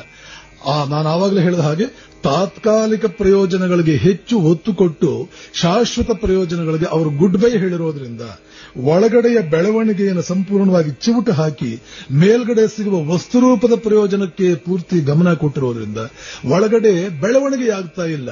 ನಿಂತ ಜಾಗದಲ್ಲೇ ನಿಂತು ಬಿಟ್ಟಿದೆ ಆ ಒಳಗಿನ ವ್ಯಕ್ತಿತ್ವ. 10 ವರ್ಷದ ಹುಡುಗನೋ 10 ವರ್ಷದ ಹುಡುಗಿಯೋ, 20 ವರ್ಷದ ಹುಡುಗನೋ 20 ವರ್ಷದ ಹುಡುಗಿಯೋ ಆಗಿದ್ದಾಗ ಯಾವ ನೈತಿಕ ಬೆಳವಣಿಗೆ ಇತ್ತೋ, ಯಾವ ಬೌದ್ಧಿಕ ಬೆಳವಣಿಗೆ ಇತ್ತೋ, ಯಾವ ಆಧ್ಯಾತ್ಮಿಕ ಬೆಳವಣಿಗೆ ಇತ್ತೋ ಅಲ್ಲೇನೇ ನಿಂತು ಬಿಡ್ತು. ನೈತಿಕವಾಗಿ ಬೆಳೆಯಲಿಲ್ಲ, ಬೌದ್ಧಿಕವಾಗಿ ಬೆಳೆಯಲಿಲ್ಲ, ಆಧ್ಯಾತ್ಮಿಕವಾಗಿ ಬೆಳೆಯಲಿಲ್ಲ, ಆದರೆ ದೈಹಿಕವಾಗಿ ಮಾತ್ರ ಬೆಳೆದರು. ದೈಹಿಕವಾಗಿ ಬೆಳೆಯೋದಕ್ಕೆ ಊಟ ಸಿಕ್ಕಿದ್ರೆ ಸಾಕು, ವಯಸ್ಸಾದ್ರೆ ಸಾಕು. ವಯಸ್ಸಾಕ್ ಬಿಟ್ರೆ, ಕಾಲಕ್ಕೆ ಊಟ ಸಿಕ್ಬಿಟ್ರೆ ದೈಹಿಕವಾಗಿ ಬೆಳೆದು ಬಿಡ್ತೀವಿ. ಆದರೆ ಮನಸ್ಸಿಗೂ ಕೂಡ ಒಂದು ಆಹಾರ ಬೇಕಿದೆ. ಆ ಆಹಾರವನ್ನು ಕೊಟ್ರೇನೆ ಮನಸ್ಸು ಬೆಳೆಯೋದು. ಬುದ್ಧಿಗೂ ಒಂದು ಆಹಾರ ಬೇಕಾಗಿದೆ. ಆ ಬುದ್ಧಿಯನ್ನು ಕೊಟ್ರೇನೆ ಬುದ್ಧಿ ಬೆಳೆಯೋದು. ಆಧ್ಯಾತ್ಮಿಕತೆ ಒಳಗಡೆ ಇರುವ ಆತ್ಮ, ಅದಕ್ಕೂ ಒಂದು ಆಹಾರ ಬೇಕಾಗಿದೆ. ಅದನ್ನು ಕೊಟ್ರೇನೆ ಈ ಆತ್ಮ ಬೆಳೆಯೋದು. ಒಳಗಡೆ ಈ ಬುದ್ಧಿ, ನೈತಿಕತೆ ಮತ್ತು ಆತ್ಮ ಮೂರು ಬಹುಶಃ 30 ವರ್ಷಗಳ ಹಿಂದೆ ಎಷ್ಟಿದ್ವೋ ಇವತ್ತು ಅಷ್ಟೇ ಕುಳಿತಿರೋದ್ರಿಂದ, ಹೊರಗಡೆ ಶರೀರ ಮಾತ್ರ ಬೆಳೆದಿರೋದ್ರಿಂದ ಸ್ಟಾಗ್ನೇಷನ್, ಸ್ಥಗಿತತೆ, ಅದು ನಿಂತ ನೀರಾಗಿದೆ, ಅದು ಮುಂದಕ್ಕೆ ಹೋಗಲಿಲ್ಲ. ಯಾವಾಗ ನೀರು ಇದ್ದ ಜಾಗದಲ್ಲೇ 30 ವರ್ಷಗಳಿಂದ 20 ವರ್ಷಗಳಿಂದ ನೀರು ಇದ್ದ ಜಾಗದಲ್ಲೇ ನಿಂತು ಬಿಡುತ್ತೋ, ಮುಂದಕ್ಕೆ ಹರಿಯಲೇ ಇಲ್ವೋ, ಅವಾಗೇನಾಗುತ್ತೆ? ಅದರ ಸೊಳ್ಳೆ ಬರುತ್ತೆ, ಕೊಳೆಯುತ್ತೆ, ದುರ್ವಾಸನೆ ಬರುತ್ತೆ, ಇನ್ನು ಏನೇನೋ ಬರುತ್ತೆ. ಆ ದುರ್ವಾಸನೆ, ಆ ಕೊಳೆತ, ಆ ಸೊಳ್ಳೆಗಳು ಸಂಖ್ಯೆ ಬೆಳೀತಾ ಇರೋದು, ಇದೆಲ್ಲ ಈ ಡಿಪ್ರೆಷನ್ ರೂಪದಲ್ಲಿ ಬಂದು ನಿಮ್ಮನ್ನು ತಿನ್ನುವುದಕ್ಕೆ ಪ್ರಾರಂಭ ಮಾಡುತ್ತೆ. ಬಹಳಷ್ಟು ಜನರಿಗೆ ಈ ಡಿಪ್ರೆಷನ್ ಯಾಕೆ ಅಂದ್ರೆ there is no inner growth, ಒಳಗಿನ ಬೆಳವಣಿಗೆ ಇಲ್ಲ. ಆದರೆ ರಾಮಕೃಷ್ಣರ ತಂದೆಯ ಜೀವನ ನೋಡಿ, ಬೆಳೀತಾ ಇದ್ದಾರೆ, ಒಳಗಡೆ ಬೆಳೀತಾ ಇದ್ದಾರೆ, ಒಳಗಡೆ ಬೆಳೀತಾ. ಯಾರ ಜೀವನ ಒಳಗಡೆ ಬೆಳೀತಾ ಇದೆಯೋ ಅವರ ಜೀವನದಲ್ಲಿ ಇಂತಹ ಘಟನಾವಳಿಗಳು ನಡೀತಾ ಬರುತ್ತೆ. ಅದನ್ನೇ ಯೋಗ ಅಂತ ಕರೆಯೋದು. ಒಳಗಡೆ ಇರತಕ್ಕಂತಹ ವ್ಯಕ್ತಿಯನ್ನು ಬೆಳೆಸಿದಾಗ ಅದು ಏನೋ ಒಂದು ರೀತಿಯ ಯಾವ ಬೆಳವಣಿಗೆಯೂ ಒಂದು ಫಲವನ್ನು ಕೊಡುತ್ತೆ. ಒಬ್ಬ ವ್ಯಕ್ತಿ ಬೆಳೆದ್ರೆ ಒಂದು ಫಲವನ್ನು ಕೊಡ್ತಾನೆ. ಏನದು ಫಲ? ಯೌವನ, ಶ್ರೇಷ್ಠ ಮಟ್ಟದ ಶರೀರ ಬರುತ್ತೆ, ಬುದ್ಧಿ ಬರುತ್ತೆ, ಸಿಂಹದಂತಹ ಒಂದು ವ್ಯಕ್ತಿತ್ವ ಬರುತ್ತೆ. ಇದು ಶರೀರ ಬೆಳೆದಾಗ ಬರುವಂತಹ ಫಲಗಳು. ಅದ್ಭುತವಾದಂತಹ ಏನೋ ಒಂದು ಆತ್ಮವಿಶ್ವಾಸ ಬರುತ್ತೆ. ಬುದ್ಧಿ ಬೆಳೆದಾಗ ಅದು ಒಂದು ಫಲ. ಒಂದು ಗಿಡ ಬೆಳೆದ್ರೆ ಸುಂದರವಾದಂತಹ ಒಂದು ಕ್ಯಾನೋಪಿ, ಅದರ ಎಲೆಗಳು, ಅದರ ಕೊಂಬೆಗಳು, ರೆಂಬೆಗಳು, ಸಾಕಷ್ಟು ನೆರಳು, ಆಮೇಲೆ ಸುಂದರವಾದಂತಹ ಹೂವುಗಳು, ಅದರ ಫಲ. ಇದು ಒಂದು ಗಿಡ ಬೆಳೆದ್ರೆ. ಒಂದು ಹಸು, ಒಂದು ಕರು, ಒಂದು ಪ್ರಾಣಿ ಅದು ಬೆಳೆದ್ರೆ ತನ್ನದೇ ಆದ ಸೌಂದರ್ಯಗಳನ್ನ, ತನ್ನದೇ ಏನನ್ನೋ ಕೊಡುತ್ತೆ. ಒಂದು ಇನ್ನೇನು ಏನೇ ಎಲ್ಲಿಯೇ ಬೆಳವಣಿಗೆ ಇರಲಿ, ಅದು ಏನೋ ಒಂದು ಸೌಂದರ್ಯವನ್ನ, ಒಂದು ಸಾರ್ಥಕತೆಯನ್ನ, ಒಂದು ಸೊಂಪನ್ನ, ಒಂದು ರೀತಿಯ ಸ್ವರ್ಗ ಸದೃಶ ವಾತಾವರಣ ತರುತ್ತೆ. ಹಾಗೆಯೇ ಒಳಗಡೆಯ ಆ ವ್ಯಕ್ತಿತ್ವ ಅನ್ನುವಂಥದ್ದು ಬೆಳೆದಾಗ ನಮಗೆ ಏನೋ ಕೊಡುತ್ತೆ. ಏನದು ಅಂತಂದ್ರೆ ಮಾನ್ಯತೆ. 100 ಜನ ನಮ್ಮನ್ನು ನೋಡಿ ಗೌರವಿಸುವಂತಹ ಒಂದು, ನೀವು ಬೇಕು, ನೀವು ಅಷ್ಟು ದೊಡ್ಡವರು ಅನ್ನೋ ನಮ್ಮ ಬಗ್ಗೆ ಒಂದು ಅವರಲ್ಲಿ ಅವರ ಬಾಯಿಂದ, ಅವರ ಕಡೆಯಿಂದ ನಮ್ಮ ಬಗ್ಗೆ ಒಂದು ಮೆಚ್ಚುಗೆ, ನಮ್ಮ ಬಗ್ಗೆ ಒಂದು ಗೌರವ, ಒಂದು ಪೂಜ್ಯತೆ. 100 ಜನ ನಮ್ಮನ್ನು ಬಯಸೋದು, ನಿಮ್ ಜೊತೆ ಮಾತನಾಡಬೇಕು ಅನ್ನೋದು, ನಮ್ಮಲ್ಲಿ ಬನ್ನಿ ಅನ್ನುವಂತಹದ್ದು, ನೀವು ದೊಡ್ಡವರು ಅನ್ನುವಂತಹದ್ದು, ನಿಮ್ ಜೊತೆ ಫೋಟೋ ತಗೊಳ್ಳಿ ಅನ್ನುವಂತಹದ್ದು. ಹೀಗೆ ಅವರು ತನ್ನದೇ ಆದ ರೀತಿಯಲ್ಲಿ ಕೆಲವು ಫಲಗಳನ್ನು ಕೊಡ್ತಾ ಈ ಮನುಷ್ಯನಿಗೆ ಒಂದು ಭಾವನೆ ಬರುತ್ತೆ. ಓಹೋ, ಎಂಥ 100 ಜನರಿಗೆ ಬೇಕಾಗುವಂತಹ ವ್ಯಕ್ತಿ ನಾನಾದೆ, ಎಂತಹ ಒಂದು ಸಾರ್ಥಕ ಜೀವನ ನಂದಾಗ್ತಾ ಬಂತು ಅಂತ ಪ್ರತಿನಿತ್ಯ, ಸ್ವಲ್ಪ ಹೆಚ್ಚು ಕಡಿಮೆ ಪ್ರತಿನಿತ್ಯ ಅವನ ಜೀವನದಲ್ಲಿ ಒಂದು ಹಬ್ಬವೇ ಆಗ್ಬಿಡುತ್ತೆ. ಪ್ರತಿನಿತ್ಯ ಅವರ ಜೀವನದಲ್ಲಿ ಒಂದು ಹಬ್ಬವಾಗುತ್ತೆ. ಯಾರು ಬೆಳೆದ್ರು ಅವರ ಜೀವನಗಳು ನೋಡ್ತಾ ಬನ್ನಿ, ಏನೋ ಒಂದು ಪ್ರತಿನಿತ್ಯವೂ ಏನೋ ಒಂದು ಅಲ್ಲಿ ಒಂದು ಅದ್ಭುತ ಇರುತ್ತೆ, ಏನೋ ಒಂದು ಭವ್ಯತೆ ಇರುತ್ತೆ, ಏನೋ ಒಂದು ರೀತಿಯ ಸಂಭ್ರಮ ಇರುತ್ತೆ, ಒಂದು ಹಬ್ಬ ಅಲ್ಲಿ ತಲೆ ಹಾಕ್ತಾ ಇರುತ್ತೆ. ಅದು ಮನುಷ್ಯನಿಗೆ ಸುಖವನ್ನು ಕೊಡುತ್ತೆ. ನಿಜವಾಗಲೂ ಕೂಡ ಮನುಷ್ಯನ ಸುಖ ಸಾಧಿಸಲ್ಪಡಬೇಕಾದ್ದು ಈ ರೀತಿಯಲ್ಲೇ, ಹೀಗೆಯೇ ಸುಖ ಇರೋದು. ಇದೇ ನಿಜವಾದ ಸುಖ. ಯಾವ ಮನುಷ್ಯನೂ ಸುಖವನ್ನು ಸಾಧಿಸಬೇಕಾದ್ದು ಹೀಗೆಯೇ. ಇದೇ ನಿಜವಾದ ಜೀವನ ಧರ್ಮ. ಜೀವನ ಧರ್ಮ ಅಂತನ್ನಿ, ಸಾರ್ಥಕ ಜೀವನ ಅಂತನ್ನಿ, ಹಿಂದೂ ಸಂಸ್ಕೃತಿ, ಭಾರತೀಯ ಸಂಸ್ಕೃತಿ ನಮಗೆಲ್ಲ ವಿಧಿಸಿರ್ತಕ್ಕಂತಹ ಒಂದು ಯಶಸ್ಸಿನ ದಾರಿ ಅಂತನ್ನಿ, ಅದೆಲ್ಲವೂ ಕೂಡ ಇದೇನೆ. ಆದ್ರೆ ಅದು ಹೇಗೋ ಏನೋ ತಿಳುವಳಿಕೆಯ ಒಂದು ಕೊರತೆಯಿಂದಾಗಿಯೋ, ನಮ್ಮ ಶಿಕ್ಷಣದ ಒಂದು ರೀತಿಯ ಟೊಳ್ಳು ಶಿಕ್ಷಣದಿಂದಾಗಿಯೋ, ಸರಿಯಾದ ಮಹಾತ್ಮರ ಒಂದು ಮಾರ್ಗದರ್ಶನ ನಮಗೆ ಸಿಗದೆ ನಾವು ಸುಮ್ಮನೆ ಇದ್ದ ಜಾಗದಲ್ಲೇ ಇದ್ದು ಬುದ್ಧಿನೇ ಬೆಳೆಯದೇ ಇರುವ ಕಾರಣದಿಂದಾಗಿಯೋ, ಇದು ಗೊತ್ತಿಲ್ಲದೆ ಮನುಷ್ಯನು ಮೊದಲು ಶರೀರವನ್ನು ಬೆಳೆಸ್ಕೊಳ್ತಾನೆ, ಆಮೇಲೆ ವಸ್ತು ಸಂಗ್ರಹವನ್ನು ಮಾಡ್ತಾ ಬರ್ತಾನೆ. ಈ ವಸ್ತು ಸಂಗ್ರಹ ಒಂದಷ್ಟು ಮುಂದಕ್ಕೆ ನಮ್ಮನ್ನು ಕರ್ಕೊಂಡೋಗುತ್ತೆ. ಅಲ್ಲಿ ಅದು ನಿಂತು ಬಿಡುತ್ತೆ. ಯಾವುದೇ ವಸ್ತು, ಸುಂದರವಾದ ದೃಶ್ಯ ಸ್ವಲ್ಪ ಹೊತ್ತು ನೋಡಿ ಬೇಸರವಾಗುತ್ತೆ. ರುಚಿಯಾದ ಊಟ ಸ್ವಲ್ಪ ತಿನ್ನಿ ಆಮೇಲೆ ಬೇಸರವಾಗುತ್ತೆ. ಯಾವುದೇ ಸಂಗೀತ ಸ್ವಲ್ಪ ಕೇಳಿ ಆಮೇಲೆ ಬೇಸರವಾಗುತ್ತೆ. ಒಟ್ಟಿನಲ್ಲಿ ನಮ್ಮ ಇಂದ್ರಿಯಗಳ ಜೊತೆ ಒಂದು ರೀತಿಯ ಸಂಪರ್ಕ ಹೊಂದಿ ತನ್ಮೂಲಕ ನಮ್ಮಲ್ಲಿ ಏನೋ ಒಂದು ಮನೋರಂಜನೆಯನ್ನು ನಿರ್ಮಾಣ ಮಾಡುವ ಈ ಸಂವೇದನೆ, ಈ ಅನುಭವ ಇದೆಯಲ್ಲ, ಅವೆಲ್ಲವೂ ಕೂಡ ಒಂದು ಮಟ್ಟಕ್ಕೆ ನಮ್ಮನ್ನು ತೆಗೆದುಕೊಂಡು ಹೋಗಿ ಆಮೇಲೆ ಬೇಸರ ಮಾಡುತ್ತೆ. ಆದರೆ ಒಳಗಡೆ ಇರುವ ಬೆಳವಣಿಗೆ ಎನ್ನುವಂತಹದ್ದು ಅದು ಇಂದ್ರಿಯಕ್ಕೆ ಸಂಬಂಧಪಟ್ಟಿದ್ದಲ್ಲ, ಅದು ಬುದ್ಧಿ, ಒಳಗಡೆ ಇರತಕ್ಕಂಥ ಭಾವನೆ, ಅದರ ಒಳಗಡೆ ಇರತಕ್ಕಂಥ ಆತ್ಮ, ಇವುಗಳಿಗೆ ಸಂಬಂಧಪಟ್ಟಾದ್ದರಿಂದ ಇದು ಬೆಳೆದಷ್ಟೂ ಕೂಡ ಮನುಷ್ಯರ ಆನಂದ ಜಾಸ್ತಿಯಾಗುತ್ತೆ ಹೊರತು ಒಳಗಡೆಗೆ ನಾವು ಇದರ ಬೆಳವಣಿಗೆಗೆ ಬೇಕಾದ ವಸ್ತುಗಳನ್ನ ಹಾಕಿದಷ್ಟು ಅದ್ಭುತಗಳೇ ನಿರ್ಮಾಣವಾಗುತ್ತೆ ಹೊರತು ಬೇಸರ ಅನ್ನುವಂತಹದ್ದು, ಈ ರೀತಿಯ ಜುಗುಪ್ಸೆ ಎನ್ನುವಂತಹದ್ದು ಎಂದಿಗೂ ಬರುವುದಿಲ್ಲ. ಭಾರತೀಯ ಸಂಸ್ಕೃತಿಯನ್ನು ಕಟ್ಟಿದಂತ ಋಷಿ ಮುನಿಗಳು ಇದರ ಕಡೆಗೆ ಒತ್ತು ಕೊಟ್ಟು, ಆದ್ದರಿಂದ ಧರ್ಮಕ್ಕೋಸ್ಕರ ಯಾವುದನ್ನು ಬೇಕಾದರೂ ತ್ಯಾಗ ಮಾಡಿ, ಆದರೆ ಯಾವುದಕ್ಕೋಸ್ಕರವೂ ಧರ್ಮವನ್ನು ತ್ಯಾಗ ಮಾಡಬೇಡಿ. ಅದರ ಮೂಲಕ ನಿಮಗೆ 3 ದಿನ ಅದರಿಂದ ಪ್ರಯೋಜನವಾಗಬಹುದು, ಆಮೇಲೆ ಬರೀ ದುಃಖ. ಭಗವದ್ಗೀತೆಯಲ್ಲಿ ಕೃಷ್ಣ ಧರ್ಮದ ಮೂಲಕ, ಧರ್ಮದ ಆಚರಣೆಯ ಮೂಲಕ, ಸತ್ ಜೀವನದ ಮೂಲಕ ನಾವು ಪಡ್ಕೊಳ್ಳುವಂತಹ ಸುಖ ಹೇಗಿರುತ್ತೆ, ಮತ್ತೆ ಈ ವಸ್ತುಗಳಿಂದ ಏನೋ ಕೆಟ್ಟ ಯಾವ ಮಾರ್ಗದಲ್ಲಾದರೂ ಸರಿಯೇ ನಮ್ಗೆ ಬೇಕಾದ್ದನ್ನು ಪಡೆದುಕೊಳ್ಳಬೇಕು ಅನ್ನುವ ಮಾರ್ಗದ ಮೂಲಕ ನಾವು ಹೋದ್ರೆ ಆ ಜೀವನ ಹೇಗಿರುತ್ತೆ ಅಂತ ಎರಡನ್ನು ಹೋಲಿಸ್ತಾನೆ ಕೃಷ್ಣ. ಬಹಳ ಚೆನ್ನಾಗಿ ಹೋಲಿಸ್ತಾನೆ. ಮೊದಲನೇದನ್ನು ಕರೀತಾನೆ, ನಾನು ಇಲ್ಲಿ ಇಷ್ಟೊತ್ತು ಒತ್ತು ಕೊಟ್ಟು ರಾಮಕೃಷ್ಣರ ತಂದೆ ಯಾವ ರೀತಿಯ ಸುಖವನ್ನ ಮತ್ತು ಯಾವ ಜೀವನ ಮಾರ್ಗದಿಂದ ತಮ್ಮ ಸುಖವನ್ನ ಬಯಸಿದರು, ಯಾವ ಜೀವನದ ಮಾರ್ಗದ ಮೂಲಕ ಅವರು ಸುಖವಾಗಿರೋದಕ್ಕೆ ಬಯಸಿದರು ಅಂತ ನಾನು ಹೇಳಿದ್ನಲ್ಲ, ಇದನ್ನ ಸಾತ್ವಿಕ ಸುಖ ಅಂತ ಕರೀತಾರೆ. ಹೇಗೋ ಯಾವುದೋ ಒಂದು ಮಾರ್ಗ ಆ ವಸ್ತುವನ್ನು ನಾನು ಪಡ್ಕೊಂಡ್ರೆ ಸಾಕು ಅನ್ನುವಂತಹ ಸುಖವನ್ನ ರಾಜಸಿಕ ಸುಖ ಅಂತ ಕರೀತಾರೆ. ಶಾಸ್ತ್ರಕಾರರು ಈ ರೀತಿಯಲ್ಲಿ ಕರೀತಾರೆ. ಈ ಸಾತ್ವಿಕ ಸುಖ ಹೇಗಿರುತ್ತೆ, ರಾಜಸಿಕ ಸುಖ ಹೇಗಿರುತ್ತೆ ಅನ್ನೋದನ್ನ ಕೃಷ್ಣ ಭಗವದ್ಗೀತೆಯಲ್ಲಿ ಹೇಳ್ತಾನವನು. ಎತ್ತದಗ್ರೆ ವಿಷಮಿವ ಪರಿಣಾಮೇ ಅಮೃತೋಪಮಂ ತತ್ ಸುಖಂ ಸಾತ್ವಿಕಂ ಪ್ರೋಕ್ತಂ ಆತ್ಮಬುದ್ಧಿ ಪ್ರಸಾದಜಂ.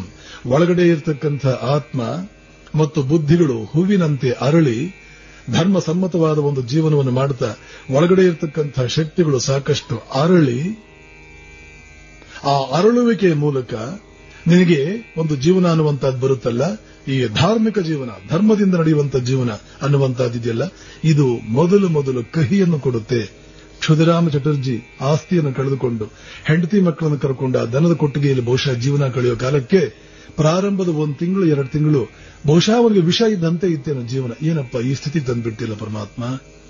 ಅವನು ಸುಮ್ಮನೆ ಇದ್ರು, ಅವನ ಹೆಂಡತಿ ಸುಮ್ಮನೆ ಇದ್ರು, ಎದುರುಗಡೆ ಮನೆಯವರು ಬಂಧುಗಳು ಯಾಕೆ ಈ ತರ ಆಯಿತು, ಲೋಕಜ್ಞಾನ ಅನ್ನುವಂಥದ್ದು ಸ್ವಲ್ಪ ಬೆಳೆಸ್ಕೋಬೇಕಾಗಿತ್ತು. ಚಂದ್ರಮಣಿ ನಿನ್ನ ಗಂಡ, ಅವನಿಗೆ ಲೋಕಜ್ಞಾನವೇ ಇಲ್ಲ. ಈ ಕಾಲದಲ್ಲಿ ಹೀಗೆಲ್ಲ ಸತ್ಯ ನ್ಯಾಯ ಅಂತ ಅಂದ್ಕೊಂಡು ಯಾರಾದ್ರೂ ಹೋಗ್ತಾರ? ಒಂದು ಸಣ್ಣ ಸುಳ್ಳು ಹೇಳ್ಬಿಟ್ಟಿದ್ರೆ ಆಗಿರೋದು. ವ್ಯವಹಾರ ಜ್ಞಾನ ಅನ್ನುವಂಥದ್ದು ಅವನು ಇಲ್ವೇ ಇಲ್ಲ. ಅವನು 10ನೇ ಶತಮಾನದಲ್ಲಿ ಬದುಕಬೇಕಾಗಿದ್ದಂತಹ ವ್ಯಕ್ತಿ ಅಂತ ತಾವು ಒಪ್ಪಿಕೊಂಡಿರ್ತಕ್ಕಂಥ ತಮ್ಮ ದೃಷ್ಟಿಯಲ್ಲಿ ಅದ್ಭುತವಾದಂತಹ ಬುದ್ಧಿಶಕ್ತಿ ಅಂತ ಯಾವುದನ್ನು ಅವರು ಭಾವಿಸಿದ್ದಾರೋ ಆ ಬುದ್ಧಿಶಕ್ತಿ ಇಲ್ಲದೆ ಹೋಯ್ತಲ್ಲ ಕ್ಷುದಿರಾಮನಿಗೆ ಅಂತ. ಅದು ಎಷ್ಟು ಜನ ಎಷ್ಟು ಒಂದೊಂದು ಅವಮಾನದ ಮಾತುಗಳನ್ನು ಮಾತನಾಡಿದ್ರು, ಮನಸ್ಸಿಗೆ ಕೊಂಕು ನುಡಿಗಳನ್ನು ಹೇಳಿದ್ರು, ಚಂದ್ರಮಣಿಗೆ ಎಷ್ಟು ಸಲ ಕಣ್ಣೀರು ಬಂತು. ಇದೆಲ್ಲ ನಡೆಯುತ್ತೆ, ಇದು ಪ್ರಪಂಚ, ಎಲ್ಲಾ ಕಾಲದಲ್ಲೂ ಇದು ನಡೆಯುತ್ತೆ. ಪ್ರಾರಂಭದಲ್ಲಿ ವಿಷದಂತೆ ಇರುತ್ತೆ. ನಾವು ನ್ಯಾಯ ಮಾರ್ಗದಲ್ಲಿ, ಸನ್ಮಾರ್ಗದಲ್ಲಿ, ಯೋಗ ಮಾರ್ಗದಲ್ಲಿ ಒಳಗಡೆಯ ಬೆಳವಣಿಗೆಯೇ ಜೀವನದ ಗುರಿ ಅಂತ ಅಂದ್ಕೊಂಡು ಹೋದಾಗ ಪ್ರಾರಂಭದಲ್ಲಿ ವಿಷವಿದ್ದಂತೆ ಇರುತ್ತೆ. ಎತ್ತದಗ್ರೇ ವಿಷಮಿವ, ಪ್ರಾರಂಭದಲ್ಲಿ ವಿಷ, ಪರಿಣಾಮೇ ಅಮೃತೋಪಮಂ. ಆದರೆ ರಾಮಕೃಷ್ಣ ಅಥವಾ ಗಯೆಯ ವಿಷ್ಣು ಕನಸಲ್ಲಿ ಬಂದು, ರಾಮಚಂದ್ರ ಕನಸಲ್ಲಿ ಬಂದು ನಿನ್ನ ಮನೆಗೆ ಬರ್ತೀನಿ ಅಂತ ಹೇಳಿದಾಗ ಬಹುಶಃ ಕ್ಷುದಿರಾಮ ಯೋಚನೆ ಮಾಡಿರಬೇಕು, ಭಗವಂತ ನನ್ನ ಕಡೆಗೆ ಕುರುಡಿಲ್ಲ, ನನ್ನನ್ನು ಗಮನಿಸ್ತಾ ಇದ್ದಾನೆ, ನನ್ನ ಜೀವನವನ್ನು ಅವನು ನೋಡ್ತಾ ಇದ್ದಾನೆ, ನಾನು ತುಳಿತಾ ಇರತಕ್ಕಂತಹ ದಾರಿಯನ್ನು ನೋಡಿ ನನ್ನನ್ನು ಮೆಚ್ಚುತ್ತಾ ಇದ್ದಾನೆ, ಸಾರ್ಥಕವಾಯಿತು ನನ್ನ ಜೀವನ ಅನ್ನುವ ಭಾವನೆ ಕ್ಷುದಿರಾಮನಿಗೆ. ಹೀಗೆ ರಾಮ ಕನಸಿನಲ್ಲಿ ಬಂದಿದ್ದ, ವಿಷ್ಣು ಕನಸಿನಲ್ಲಿ ಬಂದಿದ್ದ ಅನ್ನೋ ಮಾತನ್ನ ಹೆಂಡತಿಗೆ ಹೇಳಿದಾಗ ಆ ಸಾತ್ವಿಕ ಜೀವನಗಳು ಆ ನಲಿದಿರಬಹುದಲ್ಲ. ಆ ಕ್ಷಣದ ನಲಿವಿನಲ್ಲಿ ಬಹುಶಃ 10 ವರ್ಷಗಳ ಅವರ ಕಾಡು ಜೀವನ, ಅವರ ಅರಣ್ಯ ಪಾಲಾಗಿದ್ದಂತ ಅವರ ಜೀವನದ ನೋವುಗಳೆಲ್ಲ ಕೊಚ್ಕೊಂಡು ಹೋಗ್ಬಿಟ್ಟಿರಬಹುದು. ಇದು ಸಾರ್ಥಕ ಜೀವನ, ಸಾತ್ವಿಕ ಜೀವನದಿಂದ ಮನುಷ್ಯನಿಗೆ ಸಿಗುವಂತಹ ಒಂದು ಲಾಭ. ಇನ್ನು ರಾಜಸಿಕ ಜೀವನ ಹೇಗಿರುತ್ತೆ ಅಂತ ಕೃಷ್ಣ ಹೇಳ್ತಾನೆ. ವಿಷಯೇಂದ್ರಿಯ ಸಂಯೋಗಾತ್ ಯತ್ತದಗ್ರೆ ಅಮೃತೋಪಮಂ ಪರಿಣಾಮೇ ವಿಷಮಿವ ತತ್ಸುಖಂ ರಾಜಸಂಸ್ಮೃತಂ. ವಿಷಯೇಂದ್ರಿಯ ಸಂಯೋಗಾತ್ ಹೊರಗಡೆ ಇರತಕ್ಕಂತಹ ವಸ್ತು ಮತ್ತು ಇಂದ್ರಿಯ ಇವೆರಡರ ಸಂಪರ್ಕದಿಂದಲೇ ಸುಖವನ್ನು ಪಡೆದುಕೊಳ್ಳಕ್ಕೆ ಬಯಸುವ ಜನ ವಸ್ತುಗಳನ್ನು ಪಡೆದುಕೊಳ್ತಾ ಇಂದ್ರಿಯಗಳು ಅದಕ್ಕೂ ಸಂಪರ್ಕವನ್ನು ಉಂಟು ಮಾಡುತ್ತಾ ಇನ್ಯಾವುದನ್ನು ಲೆಕ್ಕಕ್ಕಿಟ್ಟುಕೊಳ್ಳದೆ ಯಾವುದರ ಗೋಜಿಗೂ ಹೋಗದೆ ಇದೇ ಸುಖದ ದಾರಿ ವಿಷಯೇಂದ್ರಿಯ ಸಂಯೋಗಾತ್ ಅದರಿಂದ ಸುಖ ಪಡ್ಕೊಂಡು ಹೋಗ್ತಾ ಇದ್ದಾರಲ್ಲ, ಅದು ಹೇಗಿರುತ್ತೆ ಅಂದ್ರೆ ವಿಷಯೇಂದ್ರಿಯ ಸಂಯೋಗ ಎತ್ತದಗ್ರೆ ಅಮೃತೋಪಮಂ, ಪ್ರಾರಂಭದಲ್ಲಿ ಅಮೃತವಿದ್ದಂತೆ ಇರುತ್ತೆ. ಮೊದಲು ಈ ಸುಖ ಅನ್ನುವಂತಹದ್ದು ಅಮೃತ ಇದ್ದಂತೆ ಇರುತ್ತೆ. ಪರಿಣಾಮೇ ವಿಷಮಿವ, ದಿನಗಳದಂತೆ ಈ ರೀತಿ ಅಮೃತವಾಗಿದ್ದ ಅಮೃತೋಪಮವಾದ ಜೀವನ ಇದು ಅಂತ ಯಾವುದನ್ನು ಅವರು ಅಮೃತ ಅಂತ ಅಂದ್ಕೊಂಡು ತಿಂತಾ ಇದ್ದಾರೋ, ಕುಡಿದರು ಅಮೃತವನ್ನ, ಆ ಅಮೃತ ಒಳಗಡೆ ಸ್ವಲ್ಪ ದಿನಗಳದಂತೆ ವಿಷವಾಗಿ ಒಂದು ದಿನ ಹಾಲಾಹಲವಾಗಿ ಇವರನ್ನೇ ನುಂಗುತ್ತೆ, ಇವರನ್ನೇ ತಿನ್ನುತ್ತೆ. ಒಬ್ಬ ರಾವಣನನ್ನ ಆ ವಿಷ ನುಂಗಿದ್ದ ಹಾಗೆ, ಒಬ್ಬ ದುರ್ಯೋಧನನನ್ನ ಆ ವಿಷ ನುಂಗಿದ್ದ ಹಾಗೆ, ಅದು ಯಾವುದೇ ಇತಿಹಾಸದಲ್ಲಿ ಅನ್ಯಾಯದ ಮಾರ್ಗದಲ್ಲಿ ಹೋಗಿ ನನಗೆ ಒಬ್ಬ ವ್ಯಕ್ತಿ ಬೇಕು ಅಂತ ಆಸೆ ಬಂದ್ರೆ ಆಯ್ತು, ಅವರು ನನಗೆ ಸಂಬಂಧಪಟ್ಟಿದ್ದಾರೋ ಇಲ್ವೋ ಅದನ್ನೆಲ್ಲ ಕೇಳೋದಕ್ಕೆ ನೀನು ಯಾರು, ಆ ವ್ಯಕ್ತಿ ನನ್ನವನೇ, ಈ ವಸ್ತು ನನಗೆ ಬೇಕು, ರಾಜ್ಯ ನನಗೆ ಬೇಕು ಅಂದ್ರೆ ಆಯ್ತು, ನ್ಯಾಯವೋ ಅನ್ಯಾಯವೋ ನನಗೆ ಆಸೆ ಬಂದ್ರೆ ಮುಗೀತು, ಅದು ನಂದೇ ಅಂತ ಯೋಚನೆ ಮಾಡುವಂತಹ ಆಗಿನ ಕಾಲದ ದುರ್ಯೋಧನರು, ದುಶ್ಯಾಸನರು, ಧೃತರಾಷ್ಟ್ರರು, ಈಗಿನ ಕಾಲದ ಧೃತರಾಷ್ಟ್ರರು, ದುರ್ಯೋಧನರು, ದುಶ್ಯಾಸನರು ಇವರೆಲ್ಲ ಒಳಗಡೆ ಅಮೃತವನ್ನು ಕುಡಿದು ಅದನ್ನು ವಿಷವನ್ನು ನಿರ್ಮಾಣ ಮಾಡಿಕೊಳ್ತಾ ಇದ್ದಾರೆ. ಒಂದು ದಿನ ಪಶ್ಚಾತ್ತಾಪ ಪಟ್ಟು ನಾನು ಏನು ಮಾಡಿದೆ ಅಂತ ನನಗೆ ಈ ಶಿಕ್ಷೆ ಅಂತ ಕಣ್ಣೀರಿನಲ್ಲಿ ತಮ್ಮ ಜೀವನವನ್ನೇ ತೊಳ್ಕೊಳ್ಬೇಕಾಗುತ್ತೆ. ಅಲ್ಲಿ ಹಾಗೆ ಅವರಿಗೆ ಮುಂದೆ ಒಂದು ಜೀವನ ಕಟ್ಟಿಟ್ಟಿದ್ದು, ಆದರೆ ಅವರ ದೃಷ್ಟಿ ಮುಂದಕ್ಕೆ ನೋಡುವುದಿಲ್ಲ, ತತ್ಕಾಲಕ್ಕೆ ಏನು ಬೇಕು ಅದನ್ನು ಮಾತ್ರ ನೋಡೋದ್ರಿಂದ ಇವರು ವಿವೇಕಿಗಳಲ್ಲ, ಇವರು ಅವಿವೇಕಿಗಳು. ಇದನ್ನೇ ಮೋಹ ಅಂತ ಕರೆಯೋದು. ಮೋಹ ಅಂದ್ರೆ ದೃಷ್ಟಿಯಲ್ಲಿ ಒಂದು ರೀತಿಯ ಡಿಫೆಕ್ಟ್, ದೃಷ್ಟಿಯಲ್ಲಿ ದೋಷವಿರುವುದನ್ನೇ ಮೋಹ ಅಂತ ಕರೆಯೋದು. ಧೃತರಾಷ್ಟ್ರನಿಗೆ ಈ ಮೋಹ ಇತ್ತು, ಆದ್ದರಿಂದಲೇ ಅವನು ಕುರುಡ. ಬಾಹ್ಯವಾದ ಕಣ್ಣಿನಲ್ಲೂ ದೋಷವಿತ್ತು, ಒಳಗಡೆ ಇರತಕ್ಕಂಥ ಬುದ್ಧಿಯ ಕಣ್ಣಿನಲ್ಲೂ ದೋಷವಿತ್ತು. ಆದ್ರಿಂದ ಅವನೂ ಹಳ್ಳಕ್ಕೆ ಬಿದ್ದ. ಅವನನ್ನು ನೆಚ್ಚಿಕೊಂಡು ಯಾರ್ಯಾರು ಬಂದ್ರು, ಅವನ ಅನುಯಾಯಿಗಳು ಅಂತ ಯಾರ್ಯಾರಿದ್ರು ಅವರೆಲ್ಲರೂ ಹಳ್ಳಕ್ಕೆ ಬಿದ್ರು. ಇತಿಹಾಸದಲ್ಲಿ ಅನ್ಯಾಯದ ಮಾರ್ಗದಲ್ಲಿ ಹೋಗಿ ಏನೇನೋ ಸಿಕ್ಕಿಬಿಡುತ್ತೆ ಅಂತ ಹೋದ್ರಲ್ಲ, ಅವರೆಲ್ಲರೂ ಒಂದಲ್ಲ ಒಂದು ದಿನ ಹಳ್ಳಕ್ಕೆ ಬೀಳ್ತಾರೆ. ಇದನ್ನ ಜ್ಞಾನಿಗಳು ಸರಿಯಾಗಿ ತಿಳಿಸ್ಕೊಡ್ಬೇಕು. ಇದೆಲ್ಲ ನಿಮಗೆ ತಿಳಿಯಲಿ ಅಂತ ಹೇಳಿಯೇ ಶ್ರೀರಾಮಕೃಷ್ಣರ ತಂದೆಯ ಜೀವನವನ್ನು ನಾನು ಸ್ವಲ್ಪ ಒತ್ತು ಕೊಟ್ಟು ನಿಮ್ಮ ಮುಂದೆ ಇಡ್ತಾ ಇದ್ದೇನೆ. ಜೀವನ ಅಂದ್ರೆ ಏನೋ ಬದುಕ್ಬಿಡೋದಲ್ಲ, ಒಟ್ಟು ಏನಪ್ಪಾ ಅಂದ್ರೆ ನಡೆದದ, ಎಲ್ಲಿಗೆ ಹತ್ತದ. ಇದು ನಮ್ಮ ಬಿಜಾಪುರದ ಭಾಷೆ. ಹಾಗಾದ್ರೆ ಹೇಗೆ ಒಟ್ಟು ಏನೋ ನಡ್ಕೊಂಡು ಹೋಗ್ಬಿಟ್ಟಿದೆ, ಅದು ಹೇಗೆ ನಡೆದರೂ ನೋಡ್ಕೊಂಡು ಸುಮ್ಮನೆ ಇರೋಷ್ಟು ಅಸಹಾಯಕರಾಗಿ ನಾವು ಕುಳಿತುಕೊಳ್ಬೇಕೆ? ವಿಚಾರ ಮಾಡಿ.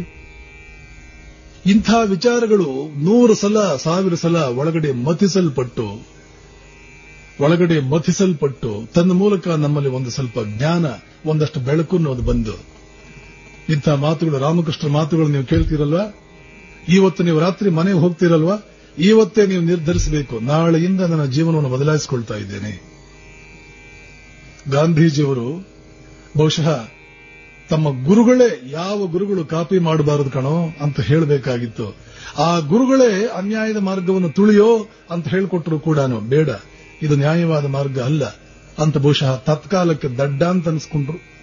ತತ್ಕಾಲಕ್ಕೆ ಇನ್ನೇನೋ ಕೆಲವು ಅವ್ರು ಕೇಳಬಾರದು ಮಾತುಗಳನ್ನು ಕೇಳಿರಬಹುದೇನೋ, ಅವಮಾನಗಳು ಬಂದಿರಬಹುದೇನೋ, ಎಲ್ಲರೂ ಕೂಡ ಛೀಮಾರಿ ಹಾಕಿರಬಹುದೇನೋ. ಇವೆಲ್ಲ ತಾತ್ಕಾಲಿಕ. ಆ ರೀತಿಯ ದಡ್ಡತನ, ನಾನೊಬ್ಬ ದಡ್ಡನಾದೆ ಅಂತ ಅವ್ರಿಗೂ ಏನಾದ್ರೂ ನೋವು ಬಂದಿತ್ತೇನೋ, ನನಗನ್ಸಿದ ಮಟ್ಟಿಗೇನೋ ಬಂದಿರಲ್ಲ. ಒಂದು ವೇಳೆ ಬಂದಿದ್ರು ಕೂಡ ಎಷ್ಟು ದಿನ ಅವರು ಮಹಾತ್ಮ ಗಾಂಧಿ ಅಂತ 30 ವರ್ಷಕ್ಕೂ ಏನೋ ಲೋಕ ವಿಖ್ಯಾತರಾಗುವವರೆಗೆ ಆವರೆಗೆ ಒಂದು ಸ್ವಲ್ಪ ಅವರಿಗೆ ಒಂದು ತೊಂದರೆ ಬಂದಿದ್ದೇ ಹೊರತು ಇವತ್ತು ಅರ್ಧ ಪ್ರಪಂಚ ಅವರನ್ನ ಕೈ ಜೋಡಿಸಿ ಅವ್ರ ಕಡೆಗೆ ನೋಡ್ತಾ ಇದ್ದಾವೆ. ಬದುಕಿದ್ದ ಕಾಲದಲ್ಲೇ ಎಂತೆಂಥ ದೊಡ್ಡವರು, ಪ್ರಧಾನಮಂತ್ರಿಗಳು, ಅಧ್ಯಕ್ಷರುಗಳು, ನೋಬೆಲ್ ಪ್ರಶಸ್ತಿ ಚಾರ್ಲಿ ಚಾಪ್ಲಿನ್ ಅಂತ ಅವರು, ಬರ್ನಾಲ್ಡ್ ಶಾ ಅಂತ ಅವರು ಬದುಕಿದ್ದ ಕಾಲದಲ್ಲೇ ನೀವು ಬಹಳ ದೊಡ್ಡ ಮಹಾತ್ಮರು ಅಂತಂದಾಗ ಆ ಮಹಾತ್ಮೆ ಅವರಿಗೆ ಸಿಕ್ಕಿದ್ದು ಯಾವುದರಿಂದ? ಕಾಪಿ ಹೊಡೆದು ಆ ಮಹಾತ್ಮೆ ಸಿಕ್ಕಿದ್ದು. ತಪ್ಪು ಬರೆದ್ರೂ ಚಿಂತೆ ಇಲ್ಲ, ನಾನು ಅನ್ಯಾಯದ ಮಾರ್ಗಕ್ಕೆ ಹೋಗಬಾರದು, ನ್ಯಾಯ ಮಾರ್ಗದಲ್ಲೇ ನಾನು ಪಡ್ಕೊಳ್ಬೇಕು ಅಂತ ಅಂದಿದ್ದಕ್ಕೆ ಆ ಮಹಾತ್ಮೆ ಸಿಕ್ಕಿದ್ದು. ಅಥವಾ ಯಾವ ಮಾರ್ಗದಲ್ಲಿ ಸಿಕ್ಕಿದ್ದು? ಪ್ರತಿನಿತ್ಯ ನಮ್ಮ ಕಣ್ಮುಂದೆ ಇಂತಹದ್ದು 100 ನಡೀತಾ ಇರುತ್ತೆ, ಆದರೂ ಅದರ ಬಗ್ಗೆ ನಾವು ತಲೆ ಕೆಡಿಸ್ಕೊ. ಯಾಕೆ? ಬಹಳ ನಮ್ಮ ಬಗ್ಗೆ ಆತ್ಮವಿಶ್ವಾಸ ಇಲ್ಲ. ಇದೆಲ್ಲ ಅವರಿಗೆ ಸಾಧ್ಯ, ನಮಗೆ ಸಾಧ್ಯವಿಲ್ಲ. ಎಷ್ಟೋ ನಮ್ಮನ್ನು ಕಾಪಾಡೋದಕ್ಕೆ 1000 ಮಾತುಗಳಿದೆ ನಮ್ಮ ಹತ್ರ. ಅನುಕೂಲ ವೇದಾಂತ ಅಂತ ಒಂದು ವೇದಾಂತ ಇದೆ. ನಮಗೆ ಏನು ಅನುಕೂಲವೋ ಅದನ್ನೇ ನಾವು ಅನುಸರಿಸ್ತಾ ಹೋಗೋದು. ಯಾರ ಮಾರ್ಗವೂ ನಮಗೆ ಬೇಡ, ಯಾವುದನ್ನೂ ನಾವು ಅನುಸರಿಸೋದಿಲ್ಲ. ಇವತ್ತು ನಮಗೆ ಯಾವುದು ಅನುಕೂಲವೋ ಅದನ್ನೇ ನಾವು ಅನುಸರಿಸ್ತಾ ಹೋಗೋದು. ಮಾರ್ಗ ಅನ್ನುವಂತಹದ್ದು ಹೀಗೆ ಇರೋದು. ಬದುಕಿದರೆ ಹಾಗೆಯೇ ಬದುಕೋದು. ಇಲ್ಲಾಂದ್ರೆ ನನಗೆ ಬದುಕೋ ಅವಶ್ಯಕತೆ ಇಲ್ಲ, ನಾನು ಸಾಯ್ತೇನೆ. ಹೆಚ್ಚಂದ್ರೆ ಏನಾದೀತು, ಪ್ರಾಣ ಹೋದೀತು. ಯಾರಿಗೂ ಬೇಡವ. ಎಷ್ಟೋ ಜನರಿಗೆ ಇದೆಲ್ಲ ಗೊತ್ತೇ ಆಗುವುದಿಲ್ಲ. ಶಿಕ್ಷಣ ಅಂದ್ರೆ ಏನು? ಒಂದು ಪುಸ್ತಕವನ್ನು ಓದೋದು, ಎಕ್ಸಾಮಿನೇಷನ್ ಅಲ್ಲಿ ಕಾಪಿ ಮಾಡೋದು, ಒಂದು ಪದವಿ ತಗೊಳ್ಳೋದು, ಇಷ್ಟ ತಾನೇ ಶಿಕ್ಷಣ ಅಂದ್ರೆ. ಶಿಕ್ಷಣಕ್ಕೂ ನಮ್ಮ ನಡವಳಿಕೆಗೂ ಏನಾದ್ರು ಸಂಬಂಧ ಇದೆಯಾ ಇವತ್ತಿನ ಶಿಕ್ಷಣದ ಪ್ರಕಾರ? ನಾವು ಹೇಗೆ ಬೇಕಾದ್ರೂ ಇರ್ಬೋದು. ನಡವಳಿಕೆಗೂ ಶಿಕ್ಷಣಕ್ಕೂ ಸಂಬಂಧವೇ ಇಲ್ಲ. ಆದ್ದರಿಂದ ಶಿಕ್ಷಿತರು ಇವತ್ತು ಪ್ರಾಣಿಗಳಂತೆ ಇದ್ದಾರೆ.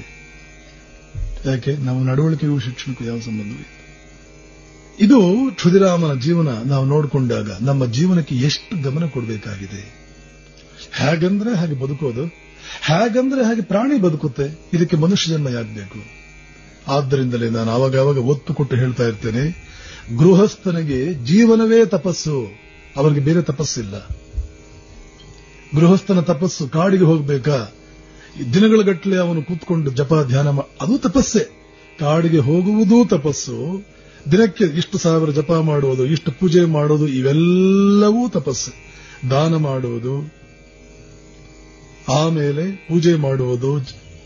ಯಾವ ರಾಮಕೃಷ್ಣ ಜೀವನವನ್ನು ನಾವು ನೋಡ್ತಾ ಇದ್ದೀವೋ ಅವರು ಆ ಪೂಜೆಯಿಂದಲೇ ಈ ಮಟ್ಟಕ್ಕೆ ಬೆಳೆದವರು. ಅದೂ ತಪಸ್ಸೆ. ಅದೇ ತಪಸ್ಸಲ್ಲ, ತಪಸ್ಸಿನ ಒಂದು ರೂಪ ಅದು. ಇದೇನೋ ಮಾಡೋದು. ಎಷ್ಟೋ ಜನ ಇವತ್ತು ಗೃಹಸ್ಥರಿಗೆ, ಸ್ವಾಮೀಜಿ ನಮ್ಗಿದೆಲ್ಲ ಏನೋ ಮಾಡೋದಕ್ಕೆ ನಮ್ಗೆ ಟೈಮ್ ಆಗೋದು, ಚಿಂತೆ ಇಲ್ಲ, ನಿಮ್ಮ ಜೀವನವನ್ನೇ ಒಂದು ತಪಸ್ಸನ್ನಾಗಿ ಮಾಡಿಕೊಳ್ಳಿ. ಪತಿಗೆ ಯಾವ ರೀತಿಯಲ್ಲಿ ನೀವು ಮಾರ್ಗದರ್ಶನ ನೀಡಬೇಕು, ಪತ್ನಿಯಾದವಳು ಯಾವ ಮಾರ್ಗದರ್ಶನ ನೀಡಬೇಕು ನೋಡಿ. ಪ್ರಾಣ ಹೋದರೂ ಅನ್ಯಾಯದ ಮಾರ್ಗಕ್ಕೆ ಕೈ ಚಾಚಬೇಡಿ. ಬೇಕಾದ್ರೆ ಯಾವ ತೊಂದರೆ ಬಂದರೂ ಚಿಂತೆ ಇಲ್ಲ. ಕೆಲವು ವರ್ಷಗಳ ಹಿಂದೆ ನಡೆದ ಘಟನೆ ನನ್ನ ಮನಸ್ಸಿಗೆ ಬರುತ್ತೆ.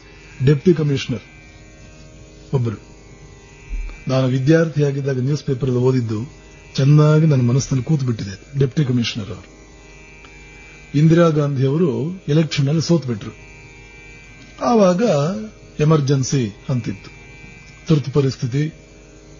ಕೇಂದ್ರದ ಮಂತ್ರಿಗಳು ಏನು ಈ ಡೆಪ್ಟಿ ಕಮಿಷನರ್, ರಿಟರ್ನಿಂಗ್ ಆಫೀಸರ್ ಅಂತ ಇರ್ತಾರೋ ಅವರಿಗೆ ಇಂದಿರಾ ಗಾಂಧಿ ಅವರು ಸೋತಿದ್ದಾರೆ ಅಂತ ಹೇಳ್ಕೊಳ್ಳೋದು ಹೇಗೆ ಆಗ್ತಾನೆ? 77ನೇ ಇಸ್ವಿನಲ್ಲಿ ನೋಡು, ಚುನಾವಣೆಗಳು ಚೆನ್ನಾಗಾಗ್ಲಿಲ್ಲ, ಮರು ಚುನಾವಣೆ ಆಗುತ್ತೆ ಅಂತ ಡಿಕ್ಲೇರ್ ಮಾಡು ಅಂತ ಒಂದೇ ಪ್ರೆಷರ್. ಡೆಲ್ಲಿಯಿಂದ 2 ನಿಮಿಷಕ್ಕೆ ಒಂದು ಫೋನ್ ಚುನಾವಣೆ ಚೆನ್ನಾಗೇ ಆಗಿದೆ, ಆದ್ರೆ ನಾವು ಗೆದ್ರೆ ತಾನೆ ಚೆನ್ನಾಗಿದೆ ಅಂತ ಅರ್ಥ. ಚೆನ್ನಾಗಿದೆ ಅಂದ್ರೆ ಏನರ್ಥ? ನಾವು ಗೆದ್ರೆ ಎಲ್ಲ ಚೆನ್ನಾಗಿದೆ ಅಂತ. ನಾವು ಸೋತ್ರೆ ದೇವಲೋಕದವರು ಬಂದು ಮಾಡಿದ್ರು ಸರಿ ಇಲ್ಲ ಅಂತ ಅರ್ಥ. ಇತ್ತಾನೆ ನಮ್ಮ 47ರ ನಂತರ ಅದ್ಭುತವಾದ ರಾಜಧರ್ಮ ನಮ್ಮ ದೇಶದಲ್ಲಿ. ಎಲ್ಲ ರಾಕ್ಷಸರ ಸಾಮ್ರಾಜ್ಯ ಇದು, ರಾಕ್ಷಸರ ಆಡಳಿತ ಆವತ್ತಿನಿಂದ ನಡೀತಾನೆ ಇದೆ. ಅವನು ಒಂದೇ ಮಂತ್ರಿಯಾದವನು ಫೋನ್ ಮಾಡಿ ಗಲಾಟೆ ಮಾಡ್ತಾ ಇದ್ದಾನೆ. ಆದ್ರೆ ಈ ಜಿಲ್ಲಾಧಿಕಾರಿ ಇನ್ನೂ ಯಂಗ್ ಫೆಲೋ, ಸುಮಾರು 35 ವರ್ಷ. ಅವನಿಗೆ ಗೊತ್ತು ಎಲ್ಲವೂ ಸರಿಯಾಗಿ ನಡೆದಿದೆ, ಆದ್ರೆ ಇವಳು ಸೋತಿದ್ದಾಳೆ ಅಂತ ಹೇಳಿ ಇವಳ ಚೇಲ ಇವನು ಕೂಗಾಡ್ತಾ ಇದ್ದಾನೆ. ಏನು ಮಾಡೋದು? ತಲೆ ಅವನಿಗೆ ಬಿಸಿಯಾಗ್ಬಿಡ್ತು. ಆಫೀಸಿಂದ ಮನೆಗೆ ಬಂದ್ಬಿಟ್ಟ. ಅವನ ಹೆಂಡತಿನ ಎದುರುಗಡೆ ಕರೆದ, ನೋಡು ಇಂಥ ಪರಿಸ್ಥಿತಿ ಬಂದಿದೆ, ನಾನೇನಾದ್ರೂ ಆ ಮಂತ್ರಿ ಹೇಳಿದ ಮಾತು ಕೇಳಲಿಲ್ಲ ಅಂದ್ರೆ ಕೆಲಸ ಕಳ್ಕೊಳ್ತೀನಿ. ನನಗೆ ಈ ಕ್ಷಣಕ್ಕೆ ಕೆಲಸ ತೆಗೆದು ಹಾಕ್ಬಿಡ್ತಾರೆ. ಡೆಪ್ಟಿ ಕಮಿಷನರು ಇಲ್ಲ, ಯಾವ ಕಮಿಷನರು ಇಲ್ಲ, ಮನೆಗೆ ಬರಬೇಕಾಗತ್ತೆ. ಆದ್ರೆ ಸರಿಯಾಗಿ ನಡೆದಿಲ್ಲ ಚುನಾವಣೆಗಳು, ಮತ್ತೊಮ್ಮೆ ಚುನಾವಣೆ ಮಾಡಬೇಕು ಅಂತ ಹೇಳಿದ್ರೆ ನನ್ನಷ್ಟು ಸುಳ್ಳ ಯಾರೂ ಇಲ್ಲ. ದೊಡ್ಡ ದ್ರೋಹ ಮಾಡ್ದಂಗಾಗುತ್ತೆ ನನ್ನ ದೇಶಕ್ಕೆ. ಇದು ಏನ್ ಮಾಡಬೇಕು ಅಂತ ಹೆಂಡತಿ ಕೇಳಿದ.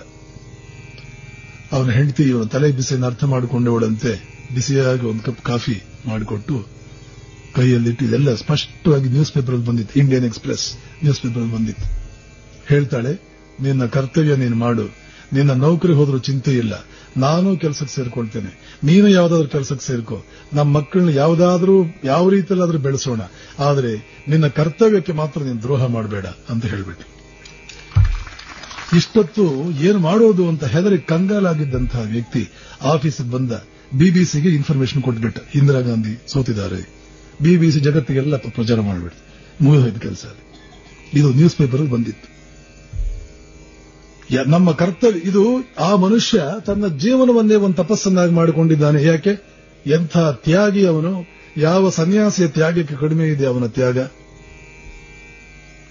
ತನ್ನ ಉದ್ಯೋಗ, ತನ್ನ ಭವಿಷ್ಯ, ಹೆಂಡತಿ ಮಕ್ಕಳ ಗತಿ ಏನಾಗುತ್ತೆ, ಮಕ್ಕಳ ಗತಿ ಏನಾಗುತ್ತೆ, ಇಷ್ಟು ಭವ್ಯವಾದ ಬಂಗಲೆ, ಇಷ್ಟು ಗೌರವ, ಇಷ್ಟು ಅಧಿಕಾರ, ಇದನ್ನೆಲ್ಲ ಇಟ್ಕೊಂಡು ಬದುಕ್ತಾ ಇರತಕ್ಕಂತಹ ವ್ಯಕ್ತಿ ನಾನು ಒಮ್ಮೆಲೆ ನಾಳೆನೇ ಬೀದಿಗೆ ಬಂದ್ರೆ ಚಿಂತೆ ಇಲ್ಲ, ಬೀದಿಗೆ ಬಂದ್ರೂ ಚಿಂತೆ ಇಲ್ಲ, ಅದೇನಾದ್ರೂ ಆಗಲಿ ನನ್ನ ಕರ್ತವ್ಯಕ್ಕೆ ನಾನು ದ್ರೋಹ ಮಾಡಲಾರೆ ಅಂತ ಹೇಳ್ಬಿಟ್ಟು ನಿರ್ಧಾರ ಧೈರ್ಯವಾಗಿ ಧೀರನಂತೆ, ಇವನ ಧೀರನಲ್ವೇ ನಿರ್ಧಾರ ತಗೊಂಡಲ್ಲ.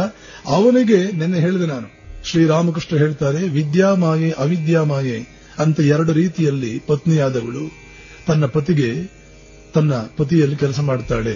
ಯಾವ ಪತ್ನಿ ತನ್ನ ಪತಿಯ ಅಂಕು ಡೊಂಕುಗಳನ್ನು ತಿದ್ದುವುದಕ್ಕೆ ಸಹಾಯಕಳಾಗ್ತಾಳೆ, ಅವನು ಸನ್ಮಾರ್ಗದಲ್ಲಿ ನಡೆಯುವುದಕ್ಕೆ ಸಹಾಯಕಳಾಗ್ತಾಳೆ, ಅವಳು ಇವನಿಗೆ ವಿದ್ಯೆ, ಇವನ ಉದ್ಧಾರಕ್ಕೆ ಕಾರಣವಾಗುವಂತವಳು. ಮಾಯೆ ಅಂತಂದ್ರೆ ನಾವು ಡಿಪೆಂಡ್ ಆಗುವಂತಹ ಯಾವುದೇ ವಸ್ತುವನ್ನು ನಾವು ಮಾಯೆ ಅಂತ ಕರೀಬಹುದು.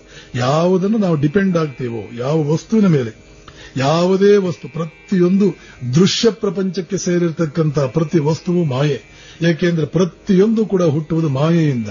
ಮಾಯೆ ಇಲ್ಲ ಅಂದ್ರೆ ಒಂದು ಕ್ಷಣವೂ ಜಗತ್ತಿನ ಸೃಷ್ಟಿ ಅನ್ನೋದು ಒಂದು ತೃಣಕಾಲ, ಒಂದು ತೃಣದಷ್ಟು ಒಂದು ನಿಮಿಷವೂ ಕೂಡ ಇರೋದಿಲ್ಲ. ಪ್ರತಿ ವಸ್ತುವು, ಪ್ರತಿ ವ್ಯಕ್ತಿಯು, ಪ್ರತಿಯೊಂದು, ಈಗ ನಾನು ಮಾತಾಡ್ತಾ ಇರೋದು ಮಾಯೆ ದೆಸೆಯಿಂದಾಗಿ, ನೀವು ಕೇಳ್ತಾ ಇರತಕ್ಕಂತಹದ್ದು ಮಾಯೆ ದೆಸೆಯಿಂದಾಗಿ. ಯಾಕೆ ಅಂತಂದ್ರೆ ಈ ಎಲ್ಲ ಶಕ್ತಿಗಳು, ಆಕಾಶ, ಗಾಳಿ, ಇವೆಲ್ಲ ಹುಟ್ಟಿ ಬಂದಿರತಕ್ಕಂತಹದ್ದೇ. ಯಾವುದೋ ಕೆಲವು ಎಲೆಕ್ಟ್ರಾನ್, ಯಾವುದೋ ಕೆಲವು ವಸ್ತುಗಳು, ಇದರಿಂದಲೇ ನನ್ನ ಶರೀರದಲ್ಲಿ ಕೆಲವು ವಸ್ತುಗಳು ರಿಯಾಕ್ಷನ್ಸ್ ಮಾಡಿ ಎನರ್ಜಿ ಪ್ರೊಡ್ಯೂಸ್ ಮಾಡ್ತಾ ಇರೋದ್ರಿಂದಲೇ, ವೋಕಲ್ ಕಾರ್ಡ್ಸ್ ಅಲ್ಲಾಡ್ತಾ ಇರೋದ್ರಿಂದ ನನ್ನ ಧ್ವನಿ ಬರ್ತಾ ಇರೋದು. ನಿಮ್ಮ ಕಿವಿಗಳಲ್ಲಿ ಎಲ್ಲೋ ಒಂದು ಕೆಲವು ನರ್ವ್ ಎಂಡಿಂಗ್ಸ್, ಅದು ಸೆನ್ಸೇಷನ್ಸ್ ತಗೊಳ್ತಾ ಇರೋದ್ರಿಂದ ನಿಮಗೆ ಕೇಳಿಸ್ತಾ ಇರೋದು. ಪ್ರತಿಯೊಂದು ಮಾಯೆ ಅಂದ್ರೆ ಆ ಅರ್ಥ. ವಸ್ತು ಪ್ರಪಂಚ, ಹೊರಗಡೆ ಕಾಣುವ ದೃಶ್ಯ ಪ್ರಪಂಚ. ಈ ವ್ಯಕ್ತಿ ಇಲ್ಲಿ ಪತ್ನಿಯಾದವಳು ಪತಿಗೆ ಹೇಗೆ ಕೆಲಸ ಮಾಡಿದ್ಲು, ತನ್ನ ಗುರುವಿನಂತೆ ತುಳಸಿದಾಸನಿಗೆ ಹೇಗೆ ಗುರುವಿನಂತೆ ಕೆಲಸ ಮಾಡಿದ್ಲು, ಹಾಗೆಯೇ ಇಲ್ಲೂ ಕೂಡ ಒಂದು ಗುರುವಿನಂತೆ ಕೆಲಸ ಮಾಡಿದ್ಲು. ಈ ರೀತಿಯ ಜೀವನವನ್ನ ಯಾರು ಬದುಕ್ತಾ ಇದ್ದಾರೆ ಅವರ ಜೀವನವ ಅದು ತಪಸ್ಸೇ, ಜೀವನವೇ ತಪಸ್ಸು. ಗೃಹಸ್ಥನಿಗೆ ಜೀವನವೇ ತಪಸ್ಸು, ಸನ್ಯಾಸಿಗಳಿಗೆ ತಪಸ್ಸೇ ಜೀವನ. ಅವರ ಜೀವನದಲ್ಲಿ ತಪಸ್ಸು ಬಿಟ್ಟು ಬೇರೆ ಏನೂ ಇಲ್ಲ. ಯಾವ ರೀತಿಯ ಸೇವೆ ಮಾಡುವುದಿರಬಹುದು. ಸಾವಿರಾರು ಜನ ಗುಡ್ಗಾಡು ಪ್ರದೇಶದ ರಾಮಕೃಷ್ಣ ಮಿಷನ್ ಅವರು ಲಕ್ಷಾಂತರ ಜನ ಗುಡ್ಗಾಡು ಜನರಿಗೆ ಸೇವೆ ಮಾಡ್ತಾ ಇದ್ದಾರಲ್ಲ, ಆ ರೀತಿಯ ತಪಸ್ಸು ಇರಬಹುದು. ಒಂದು ಶಾಲೆ ನಡೆಸೋದಾಗಬಹುದು, ಈ ರೀತಿಯ ಪ್ರವಚನಾದಿಗಳನ್ನು ಕೊಟ್ಟು 4 ಜನರಿಗೆ ಜೀವನದ ಮಾರ್ಗ ಹೇಗೆ ಅಂತ ತಿಳಿಸ್ಕೊಡೋದಾಗಬಹುದು, ಯಾವುದೋ ಒಂದು ರೀತಿ ಜಪ ಧ್ಯಾನಾದಿಗಳಾಗಬಹುದು. ಸನ್ಯಾಸಿ ತಪಸ್ಸನ್ನೇ ತನ್ನ ಜೀವನವನ್ನಾಗಿ ಮಾಡಿಕೊಳ್ಳಬೇಕು. ಗೃಹಸ್ಥನಾದವನು ಜೀವನವನ್ನೇ ತನ್ನ ತಪಸ್ಸನ್ನಾಗಿ ಮಾಡಿಕೊಳ್ಳಬೇಕು. ಹೇಗೆ ಅವನ ಜೀವನ ತಪಸ್ಸಾಗುತ್ತೆ? ನ್ಯಾಯವಾದ ಮಾರ್ಗ ಅಂತ ಒಂದಿದೆ, ಅನ್ಯಾಯದ ಮಾರ್ಗ ಅಂತ ಒಂದಿದೆ.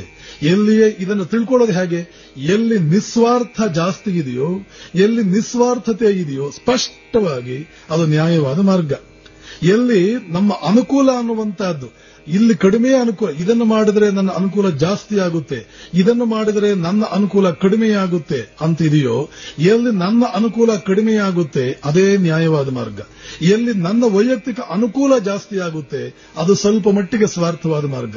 ಯಾವಾಗ ನಮ್ಮ ಅನುಕೂಲ ಕಡಿಮೆಯಾಗುತ್ತೋ ಆವಾಗ ಹೊರಗಡೆ ಇರತಕ್ಕಂಥ ಸಮಷ್ಟಿ ಪ್ರಪಂಚಕ್ಕೆ ಅನುಕೂಲ ಜಾಸ್ತಿ ಆಗುತ್ತೆ. ಯಾವಾಗ ನಮ್ಮ ಅನುಕೂಲವನ್ನು ಜಾಸ್ತಿ ಮಾಡಿಕೊಳ್ಬೇಕು ಅಂತ ನಾವು ಬಯಸ್ತೀವೋ ಆವಾಗ ಸಮಷ್ಟಿ ಪ್ರಪಂಚದ ಅನುಕೂಲ ಸಾಕಷ್ಟು ಕಡಿಮೆಯಾಗುತ್ತೆ.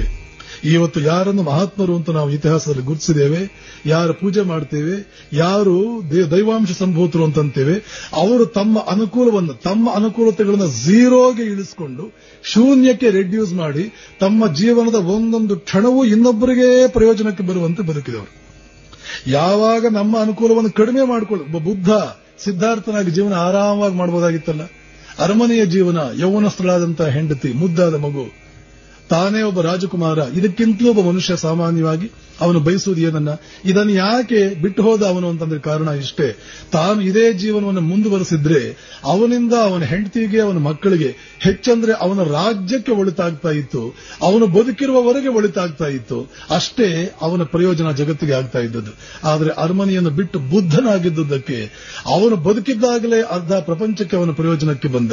ಅವನು ತೀರ್ಕೊಂಡು 2500 ವರ್ಷಗಳಾದ ಮೇಲೂ ಇವತ್ತಿಗೂ ಅವನು ಪ್ರಪಂಚಕ್ಕೆ ಪ್ರಯೋಜನಕ್ಕೆ ಬರ್ತಾ ಇದ್ದಾನೆ.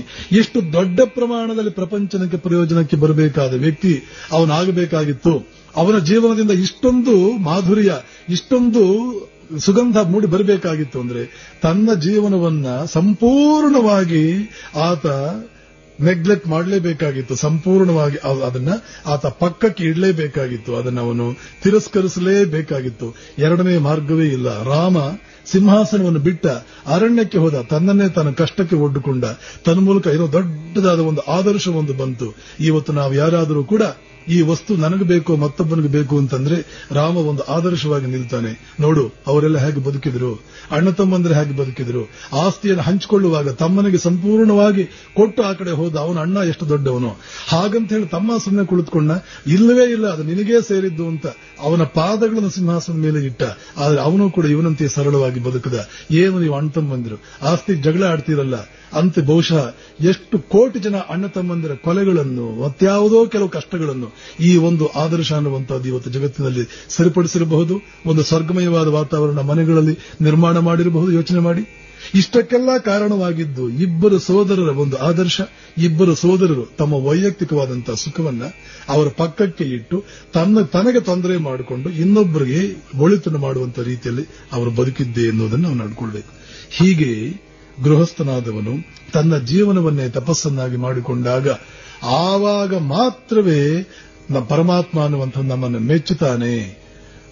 ಭಗವಂತ ಕುರುಡನಲ್ಲ, ಅವನು ಕಿವುಡನಲ್ಲ, 1000 ಕಣ್ಣುಗಳಿಂದ ನೋಡ್ತಾ ಇದ್ದಾನೆ. ಯಾವುದೋ ಕಾಲದಲ್ಲಿ ಎಲ್ಲಿಯೋ ಒಂದು ಕಡೆ ಯಾವ ರೀತಿಯಲ್ಲಿ ನಮಗೆ ಒಂದು ಆಶೀರ್ವಾದ ಮಾಡುತ್ತಾನೆ, ನಮ್ಮನ್ನು ಎತ್ತುತ್ತಾನೆ ಅಂತಂದ್ರೆ ನಮಗೆ ಆಶ್ಚರ್ಯವಾಗುತ್ತೆ. ಹೇ ಭಗವನ್, ನಾನು ಏನ್ ಮಾಡಿದೆ ಅಂತ ಇಷ್ಟು ದೊಡ್ಡ ಗೌರವ ಕೊಡ್ತಾ ಇದ್ದೀಯ, ಈ ಅರ್ಹತೆ ನನಗಿಲ್ಲವಲ್ಲ ಅಂತ ನಾವೇ ಮೂಕ ವಿಸ್ಮಿತರಾಗ್ತೇವೆ.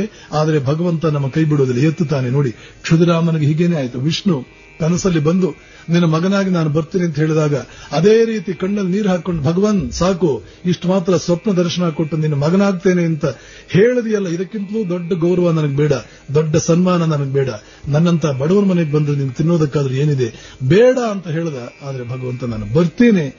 ಹೇಗೆ ಈ ಅರ್ಹತೆ ಅವನಿಗೆ ಎಲ್ಲಿಂದ ಬಂತು? ಅವನ ಪೂಜೆ ಪುನಸ್ಕಾರಗಳು ನಿಮ್ಮ ಹಾಗೆ ದಿನಕ್ಕೆ 1 ಗಂಟೆ ಮಾಡಿರಬಹುದು, 2 ಗಂಟೆ, ದಿನದ 24 ಗಂಟೆ ಪೂಜೆಯಲ್ಲಿ ಕುಳಿತುಕೊಂಡ ಅಥವಾ ಇನ್ಯಾವುದು ಆ ಮಟ್ಟದ ಆತರ ಆಧ್ಯಾತ್ಮಿಕ ಜೀವನ ನಾವೇನೂ ಕಾಣುವುದಿಲ್ಲ, ಇತಿಹಾಸದಲ್ಲಿ ದಾಖಲಾಗಿಲ್ಲ. ಆದರೆ ಒಂದೊಂದು ಕ್ಷಣವೂ ಯಾವಾಗ ನಾವು ನ್ಯಾಯ, ನಿಷ್ಠುರತೆ, ಧರ್ಮ, ಸತ್ಯ, ಬ್ರಹ್ಮಚರ್ಯ, ಏಕಪತ್ನಿ ವ್ರತಸ್ಥನಾಗುವುದು ಇವುಗಳನ್ನು 100ಕ್ಕೆ 100 ಅನುಸರಿಸಿಕೊಂಡು ಬರ್ತೇವೆ, ಆವಾಗ ನಾವು ಕುಳಿತಿದ್ದು ಪೂಜೆಯಾಗುತ್ತೆ, ನಿಂತಿದ್ದು ಪೂಜೆಯಾಗುತ್ತೆ, ಓಡಾಡಿದ್ದು ಪೂಜೆಯಾಗುತ್ತೆ. ಶ್ರೀಮಾನ್ ವಿಜಯ್ ಶ್ರೀಯಣ್ಣನವರು ಶರಣರು ಹೇಗೆ ಬರ್ತಾರೆ ಅಂತ ಹೇಳಿದ್ರು. ಅವರು ಬಪ್ಪರು, ಎಲ್ಲರಂತೆ ಬರುವುದಿಲ್ಲ.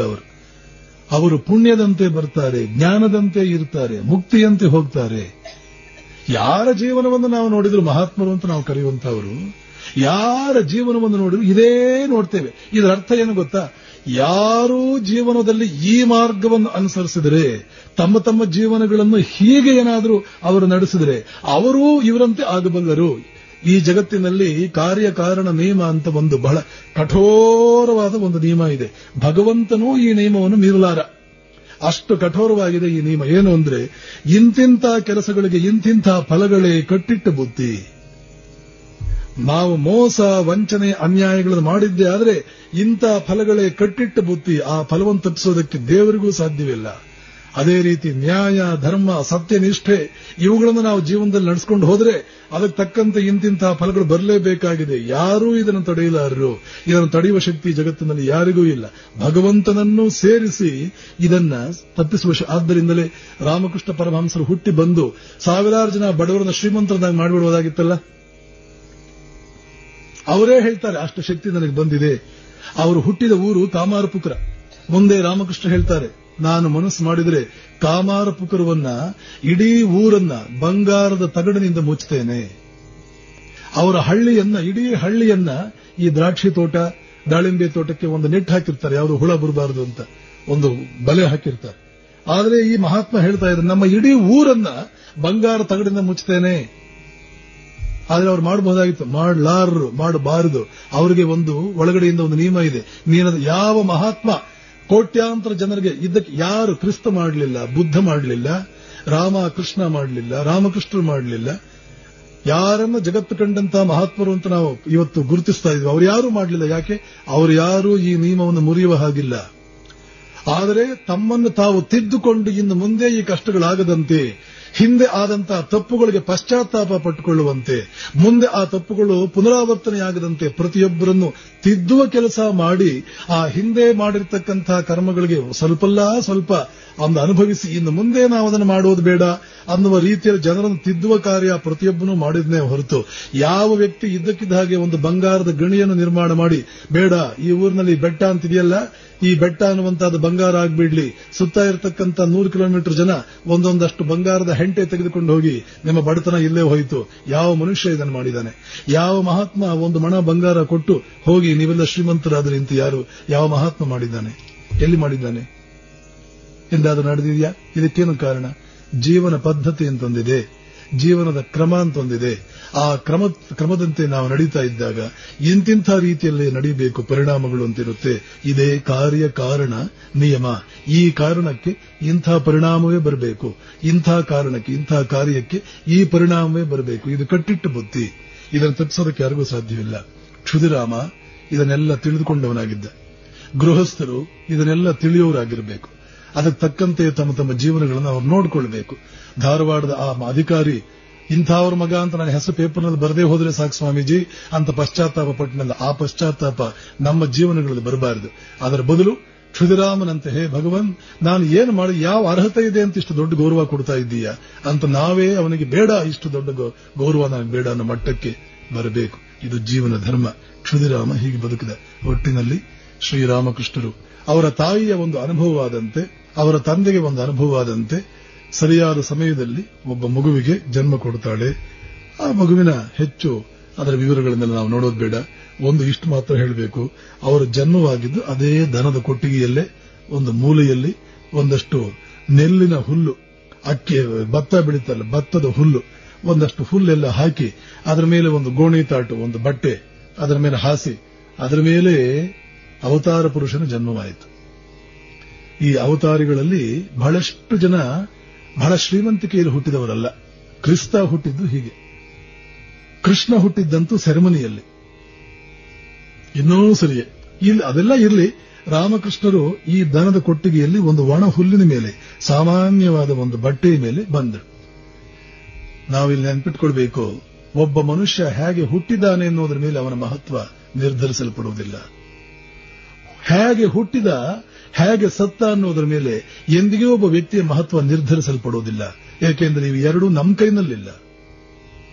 ಹೇಗೆ ಈ ಎರಡು, ಹುಟ್ಟು ಸಾವು, ಈ ಎರಡರ ನಡುವೆ ಹೇಗೆ ಬದುಕಿದ, ಇದನ್ನು ಮಾತ್ರ ಪರಿಗಣಿಸಬೇಕಾಗುತ್ತೆ. ಹುಟ್ಟು ನಮ್ಮ ಕೈನಲ್ಲಿಲ್ಲ, ಆದ್ದರಿಂದ ಇಂಥ ಮನೇಲಿ ಹುಟ್ಟಬೇಕು ಅಂತ ನಾವು ಮೊದಲೇ ನಿರ್ಧರಿಸಿಕೊಂಡು ಬರುವುದಿಲ್ಲ, ನಮ್ಮ ಕೈಲಿ ಆಗೋದಿಲ್ಲ. ಸಾವು ನಮ್ಮ ಕೈನಲ್ಲಿಲ್ಲ, ಆದ್ದರಿಂದ ಈ ರೀತಿಯಲ್ಲೇ ಸಾಯಬೇಕು ಅಂತ ಬಹುಶಃ ರಾಮಕೃಷ್ಣರೇನೋ ತಾವು ಕ್ಯಾನ್ಸರ್ ಕಾಯಿಲೆಯಿಂದ ಬಳಲಿ ಆಮೇಲೆ ಒಂದು ದಿನ ಫಿಕ್ಸ್ ಮಾಡಿಕೊಂಡ್ರು, ಇಂಥ ದಿನವೇ ನಾನು ತೀರ್ಕೊಳ್ತೇನೆ ಅಂತ. ಅವರಾಯ್ತು, ವಿವೇಕಾನಂದರಾಯ್ತು, ಪಂಚಾಂಗ ತರಿಸಿ ಇಂಥ ದಿನವೇ ನಾನು ತೀರ್ಕೊಳ್ತೇನೆ, ಡೇಟ್ ಫಿಕ್ಸ್ ಮಾಡಿಕೊಂಡ್ರು. ಆದ್ರೆ ಈ ರಾಮಕೃಷ್ಣರು ಕ್ಯಾನ್ಸರ್ನಿಂದ ನಾನು ಬಳಲಬೇಕು ಅಂತ ನಿರ್ಧರಿಸಿಕೊಂಡ್ರು ಅಂತ ನಮಗೇನು ಕಾಣೋದಿಲ್ಲ. ಅಥವಾ ತಮ್ಮ ಮೃತ್ಯುವನ್ನ ಆ ಗಿರೀಶ್ ಚಂದ್ರ ಅನ್ನುವಂತ ಒಬ್ಬ ಶಿಷ್ಯ ಬರ್ತಾನೆ, ಅವನ ಪಾಪಗಳೆಲ್ಲ ತಗೊಂಡ್ರು, ಆ ಪಾಪಗಳ ಪರಿಣಾಮವಾಗಿಯೇ ಈ ಕಾಯಿಲೆ.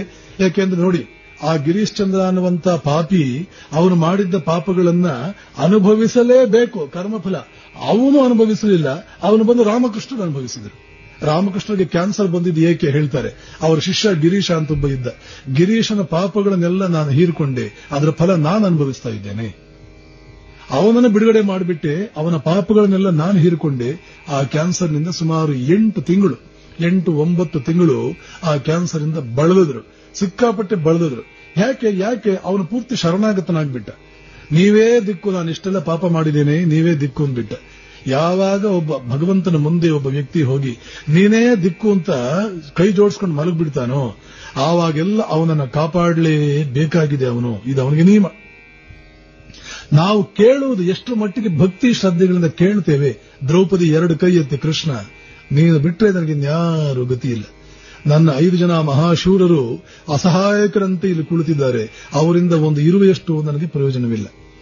ಇನ್ನು ನನ್ನ ಶಕ್ತಿಯಿಂದ ನನ್ನ ಮರ್ಯಾದೆ ಮಾನವನು ಕಾಪಾಡಿಕೊಳ್ಳ ಅಂತಂದ್ರೆ, ನನ್ನ ಶಕ್ತಿಯಿಂದ ಕಾಪಾಡಿಕೊಳ್ಳ ಅಂತ ಒಂದು ಕೈಯಲ್ಲಿ ಹಿಡ್ಕೊಂಡ್ಳು ಸೀರೆಯನ್ನ, ಇನ್ನೊಂದು ಕೈಯಲ್ಲಿ ಕೃಷ್ಣ ಕೃಷ್ಣ ಅಂತ ಆರ್ತನಾದ ಗೋಳಿಟ್ಲು. ಪೂರ್ತಿಯಾಗಿ ನಂಬುದಿಲ್ಲ, ಸಂಪೂರ್ಣವಾಗಿ ನೀನೇ ದಿಕ್ಕು, ಹಾಲಲದ್ದು ನೀರಲದ್ದು ಅಂತ ಬಸವಣ್ಣನವರಂದಂಗೆ ನೀನೇ ಸಂಪೂರ್ಣವಾಗಿ ದಿಕ್ಕು ಅನ್ನೋಷ್ಟು ಮಟ್ಟಿಗೆ ಶ್ರದ್ಧೆ ಬರಲಿಲ್ಲ. ಆದ್ರೆ ಕೊನೆಗೆ ಏನು ದಿಕ್ಕು ತೋಚಿದೆ, ಎರಡು ಕೈ ಎತ್ತಿ ನೀನೇ ದಿಕ್ಕು ಅಂತಂದು. ಇನ್ನು ಅವನು ಸುಮ್ಮನೆ ಕುಳಿತುಕೊಳ್ಳಬಾರದು, ಸುಮ್ಮನೆ ಕುಳಿತುಕೊಳ್ಳಲಾರ. ಅವನಿಗೂ ಕೂಡ ಒಂದು ನಿಯಮ ಇದೆ, ಇನ್ನು ಅವನು ಸುಮ್ಮನೆ ಕುಳಿತುಕೊಂಡ್ರೆ ಅವನು ಭಕ್ತರಿಗೆ ದ್ರೋಹ ಮಾಡಿದಂತೆ.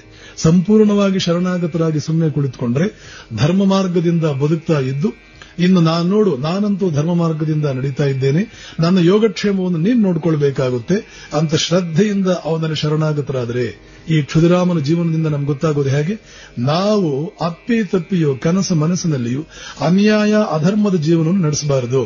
ಆಮೇಲೆ ಸಂಪೂರ್ಣವಾಗಿ ಬರುವ ಪರಮಾತ್ಮನಿಗೆ ಶರಣಾದ್ವಿ ಅಂತಂದ್ರೆ ನಮ್ಮ ಎಲ್ಲ ತೊಂದರೆಗಳಿಂದಲೂ ಕೂಡ ಅವನು ನಮ್ಮನ್ನು ಪಾರು ಮಾಡ್ತಾನೆ. ಇಲ್ಲಿ ದ್ರೌಪದಿ ಯಾವಾಗ ಎರಡೂ ಕೈ ಎತ್ತಿದ್ಲೋ ಬೇರೆ ವಿಧಿ ಇಲ್ಲದೆ ಸಂಪೂರ್ಣವಾಗಿ ಕೃಷ್ಣ ಅವಳನ್ನು ಕಾಪಾಡಲೇಬೇಕಾಯಿತು. ಮುಂದೆ ಶಾರದಾದೇವಿಯವರು ಹೇಳ್ತಾರೆ, ನೋಡು, ಹೃತ್ಪೂರ್ವಕವಾಗಿ ರಾಮಕೃಷ್ಣ ಪ್ರಾರ್ಥನೆ ಮಾಡ್ಕೋ, ಅವರಲ್ಲಿ ಶರಣಾಗೋ ಅಂತ ಶಾರದಾದೇವಿಯವರು ಮುಂದೆ ಹೇಳ್ತಾರೆ. ಮುಂದೆ ಇನ್ನೊಂದು ವಾಕ್ಯ ಹೇಳ್ತಾರೆ, ನಾವು ಆಶ್ಚರ್ಯಗೊಳ್ಳುವಂತೆ ಮಾಡುತ್ತೆ. ಶಾರದಾದೇವರು ಹೇಳ್ತಾರೆ, ಯಾರಾದರೂ ರಾಮಕೃಷ್ಣರಲ್ಲಿ ಹೃತ್ಪೂರ್ವಕವಾದ ಭಕ್ತಿಯಿಂದ ಶರಣಾಗತರಾಗಿದ್ರೆ ಅವರನ್ನು ರಾಮಕೃಷ್ಣರು ಕಾಪಾಡಲಿಲ್ಲ ಅಂದ್ರೆ ಅವರಿಗೆ ಪಾಪ ಬರುತ್ತೆ. ಈ ಗಿರೀಶ್ ಚಂದ್ರ ಬಂದ, ನೀವೇ ದಿಕ್ಕು, ನಾನು ಮಾಡಬಾರದು ಪಾಪ ಮಾಡಿದ್ದೇನೆ. ಕೃಷ್ಣ ಗೀತೆಯಲ್ಲಿ ಹೇಳ್ತಾನೆ, ಸರ್ವಧರ್ಮಾನ್ ಪರಿತ್ಯಜ್ಯ ಮಾಂ ಏಕಂ ಶರಣಂ ವ್ರಜ. ಎಲ್ಲವನ್ನು ಬಿಟ್ಟು ನೀನೇ ದಿಕ್ಕು ಅಂದ್ರೆ ಕೃಷ್ಣನಿಗೆ ಶರಣಾಗತನಾಗೋದು ಅಂತಲ್ಲ. ಸಾಮಾನ್ಯವಾಗಿ ಜನ ತಿಳ್ಕೊಂಡ್ಬಿಡ್ತಾರೆ. ಹಾಗಾದ್ರೆ ಕೃಷ್ಣನಿಗೆ ಶರಣಾಗತರಾಗಬೇಕಾ? ಭಗವದ್ಗೀತೆಯಲ್ಲಿ ಅಲ್ಲಿ ಬಂದಿರತಕ್ಕಂಥ ಮಾತುಗಳು ಕೃಷ್ಣನ ರೂಪದಲ್ಲಿ ಭಗವಂತನು ಹೇಳಿರತಕ್ಕಂಥದ್ದು. ಅದನ್ನು ಕೃಷ್ಣ ಹೇಳಿದ್ದಾನೆ ಅಂತಂದ್ರೆ ಶಿವನೂ ಹೇಳಿದ್ದಾನೆ ಅಂತ ಅರ್ಥ, ಕ್ರಿಸ್ತನೂ ಹೇಳಿದ್ದಾನೆ ಅಂತ ಅರ್ಥ, ಬುದ್ಧನೂ ಹೇಳಿದ್ದಾನೆ ಅಂತ ಅರ್ಥ. ಯಾರ್ಯಾರನ್ನು ನಾವು ಇವರು ಅವತಾರ ಪುರುಷರು ಅಂತ ಪರಿಗಣಿಸೋದಕ್ಕೆ ನಮಗೆ ಒಂದು ಶ್ರದ್ಧಾ ಭಕ್ತಿಗಳು ಯಾರ್ಯಾರ ಬಗ್ಗೆ ಇದೆಯೋ, ಅದು ರಮಣ ಮಹರ್ಷಿಗಳಾಗಬಹುದು, ಸಿದ್ಧಾರೂಢರಾಗಬಹುದು, ಬಸವಣ್ಣನವರಾಗಬಹುದು, ಇನ್ಯಾವುದೇ ನೀವು ಯಾರಲ್ಲಿ ಭಕ್ತಿ ಶ್ರದ್ಧೆಗಳನ್ನ ಇಟ್ಕೊಂಡಿರ್ತೀರೋ ಆ ಮಹಾತ್ಮರು ಯಾರು ಬೇಕಾದರೂ ಆಗಬಹುದು, ಇವರೇ ನನ್ನ ಪಾಲಿಗೆ ಅವತಾರ ಪುರುಷರು ಅಂತ ನೀವು ಯಾರ್ಯಾರು ಅನ್ಕೊಂಡಿರ್ತೀರೋ ಅವರೆಲ್ಲರೂ ಕೂಡ ಕೃಷ್ಣನ ರೂಪದಲ್ಲಿ ಬಂದು ಹೇಳಿದ್ದಾರೆ. ಎಲ್ಲವನ್ನೂ ಬಿಟ್ಟು ಅಂತಂದ್ರೆ ನನಗೆ ಶರಣಾಗತನಾಗುವುದು ಅಂದ್ರೆ ನಾನು ಸೂಚಿಸಿದ ಜೀವನವನ್ನು ನೀನು ನಡೆಸ್ತಾ, ನಾನು ನಿರ್ದೇಶನ ಮಾಡಿರ್ತಕ್ಕಂತಹ ಜೀವನವನ್ನೇ ನಡೆಸ್ತಾ, ಬೇರೆ ನನ್ನ ಮನಸ್ಸು ಹೀಗಿದೆ, ಅವರು ಈ ರೀತಿಯಲ್ಲಿ ಹೇಳ್ತಾರೆ, ನಮ್ಮ ಅಪ್ಪನ ಧರ್ಮದ ಪ್ರಕಾರ ನಾನು ಬದುಕ್ತೇನೆ, ಇನ್ಯಾರೋ ಹಿತೈಷಿಗಳು ಇದನ್ನು ಹೇಳ್ತಾರೆ, ಅವರ ಧರ್ಮದ ಪ್ರಕಾರ ಒಂದು ನಿರ್ಧಾರ ತಗೊಳ್ತೇನೆ ಅಂತಲ್ಲ. ಯಾವ ರೀತಿಯಲ್ಲಿ ನೀನು ಬದುಕಬೇಕು ಅಂತ ನಾನು ನಿರ್ದೇಶನ ಕೊಟ್ಟಿದ್ದೀನೋ ಆ ಧರ್ಮದ ಪ್ರಕಾರ ನೀನು ನಡೆಯುತ್ತಾ, ಬೇರೆ ಧರ್ಮಗಳನ್ನು ಪಕ್ಕಕ್ಕೆ ಇಟ್ಟು ಭಗವಂತನಾಗಿ ನಾನು ಯಾವ ಧರ್ಮ, ಯಾವ ನ್ಯಾಯ, ಯಾವ ಮಾರ್ಗದಲ್ಲಿ ಬದುಕಬೇಕು ಅಂತ ಹೇಳಿದ್ದೀನೋ ಆ ಮಾರ್ಗದಲ್ಲಿ ನಡೆಯುತ್ತಾ ನೀನು ನನ್ನಲ್ಲಿ ಶರಣಾಗತರಾದರೆ, ಸರ್ವಧರ್ಮಾನ್ ಪರಿತ್ಯಜ್ಯ ಮಾಂ ಏಕಂ ಶರಣಂ ವ್ರಜ ಅಹಂ ತ್ವಾ ಸರ್ವ ಪಾಪೇಭ್ಯೋ. ನಿನ್ನ ಪಾಪಗಳನ್ನೆಲ್ಲ ನಾನು ತಗೊಳ್ತೇನೆ. ಯಾವಾಗ ನಿನ್ನ ಪಾಪಗಳು ಹೊರಟೋಗುತ್ತೆ ಆವಾಗ ನೀನು ತಕ್ಷಣವೇ ಉದ್ಧಾರವಾಗಿಬಿಡ್ತೀಯ. ಇದ್ದಕ್ಕಿದ್ದ ಹಾಗೆ ನೀನು ಉದ್ಧಾರವಾಗ್ತೀಯ. ಕ್ಷುದಿರಾಮಂದೇನಾದರೂ ಅಷ್ಟು ಇಷ್ಟು ಪಾಪಗಳೇನಾದರೂ ಇದ್ರೆ ಆ ವಿಷ್ಣು ಶಿವ ಸಂಪೂರ್ಣವಾಗಿ ನಾನು ತಗೊಂಡ್ಬಿಟ್ಟ, ಎತ್ತೇ ಬಿಟ್ಟ, ಲೋಕ ಪೂಜ್ಯನಾಗಿ ಒಮ್ಮೆಲೆ ಮಾಡೇ ಬಿಟ್ಟ. ಹೀಗೆಯೇ ರಾಮಕೃಷ್ಣ ಅವನ ಪಾಪಗಳನ್ನು ಎಳ್ಕೊಂಡ್ರು. ದ್ರೌಪದಿ ಎರಡು ಕೈ ಎತ್ತಿದಾಗ ಅಲ್ಲಿ ಏನಾದರೂ ಒಂದು ಸಣ್ಣ ಪುಟ್ಟ ಪಾಪಗಳು, ಕರ್ಮ ಫಲದಿಂದ ದುಶ್ಯಾಸನ ಇದನ್ನು ಮಾಡ್ತಾ ಇದ್ದಾನೆ, ದ್ರೌಪದಿ ಸಫರ್ ಆಗಬೇಕು, ಅದೆಲ್ಲ ಇತ್ತೇನೋ. ಆದರೆ ತನಗೆ ಗೊತ್ತಿರುವಂತೆ ಯಾವುದೋ ಅನ್ಯಾಯದ ಮಾರ್ಗ ಅವಳು ತುಳಿದವಳಲ್ಲ. ಈಗ ಎರಡು ಕೈ ಎತ್ತಿದುದರಿಂದ ಕೃಷ್ಣ ಬರಲೇಬೇಕ. ಇದರ ಬಗ್ಗೆ ಒಂದು ತಮಾಷೆ ಇದೆ. ಈ ಘಟನೆ ಮುಗಿತು, ಕೃಷ್ಣ ಆಶೀರ್ವಾದ ಮಾಡಿದ, ಅವಳಿಗೆ ವಸ್ತ್ರ ಬಂತು. ಸ್ತ್ರೀಯಾದವಳಿಗೆ ಗೌರವ ಮರ್ಯಾದೆ ಇದಕ್ಕಿಂತ ಪ್ರಾಣವೂ ದೊಡ್ಡದಲ್ಲ. ಅದರಲ್ಲೂ ತುಂಬಿದ ಸಭೆಯಲ್ಲಿ ಗೌರವಾನ್ವಿತ ವ್ಯಕ್ತಿಗಳ ಮುಂದೆ ಕುಲವಂತೆಯಾದವಳು, ಕುಲವಧು, ಅರಮನೆ ಆ ಕುರು ವಂಶಕ್ಕೆ ಸೇರಿದವಳು ಎಷ್ಟು ಆರ್ತನಾದ ಮಾಡ್ತಾಳೆ. ಗಾಂಧಾರಿಗೆ ಮೊರೆ ಇಟ್ಲು, ಧೃತರಾಷ್ಟ್ರನಿಗೆ ಮೊರೆ ಇಟ್ಲು, ಭೀಷ್ಮನಿಗೆ ಮೊರೆ ಇಟ್ಲು. ಗಾಂಧಾರಿ ದೇವಿಯವರೇ, ನಿಮ್ಮ ಮಗ ಈ ರೀತಿ ಮಾಡ್ತಾ ಇದ್ದಾನೆ, ನೀವು ಒಂದು ಹೆಣ್ಣಲ್ವೇ, ನಿಮ್ಮ ಸೊಸೆ ನಾನಲ್ವೇ ಅಂತ ಮೊರೆ ಇಟ್ಲು. ಯಾರೇನೂ ಆಗಲಿಲ್ಲ. ಕೊನೆಗೆ ಪರಮಾತ್ಮ ಅಭಯ ಹಸ್ತ, ಬೆಂಕಿಯಂತೆ ಬಂದಿದ್ದಂತ ಈ ಆಪತ್ತು ಹೊರಟೋಯ್ತು.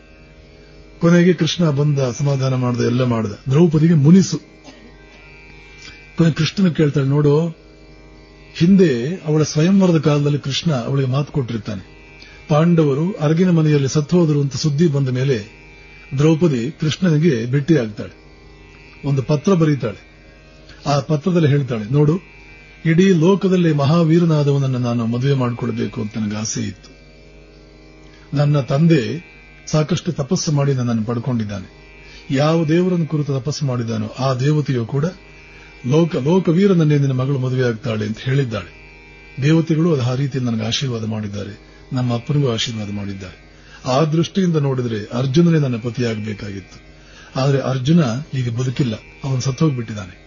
ಏಕೆಂದ್ರೆ ಅರಗಿನ ಮನೆಯಲ್ಲಿ ಸುಟ್ಟೋಗಿದ್ದಾನೆ ಅಂತ ಎಲ್ಲರ ಮನಸ್ಸಿನಲ್ಲೂ ಅರಗಿನ ಮನೆಯಲ್ಲಿ ಪಾಂಡವರು ಸುಟ್ಟೋಗ್ಬಿಟ್ರು. ಈಗ ಅರ್ಜುನ ಇಲ್ಲ.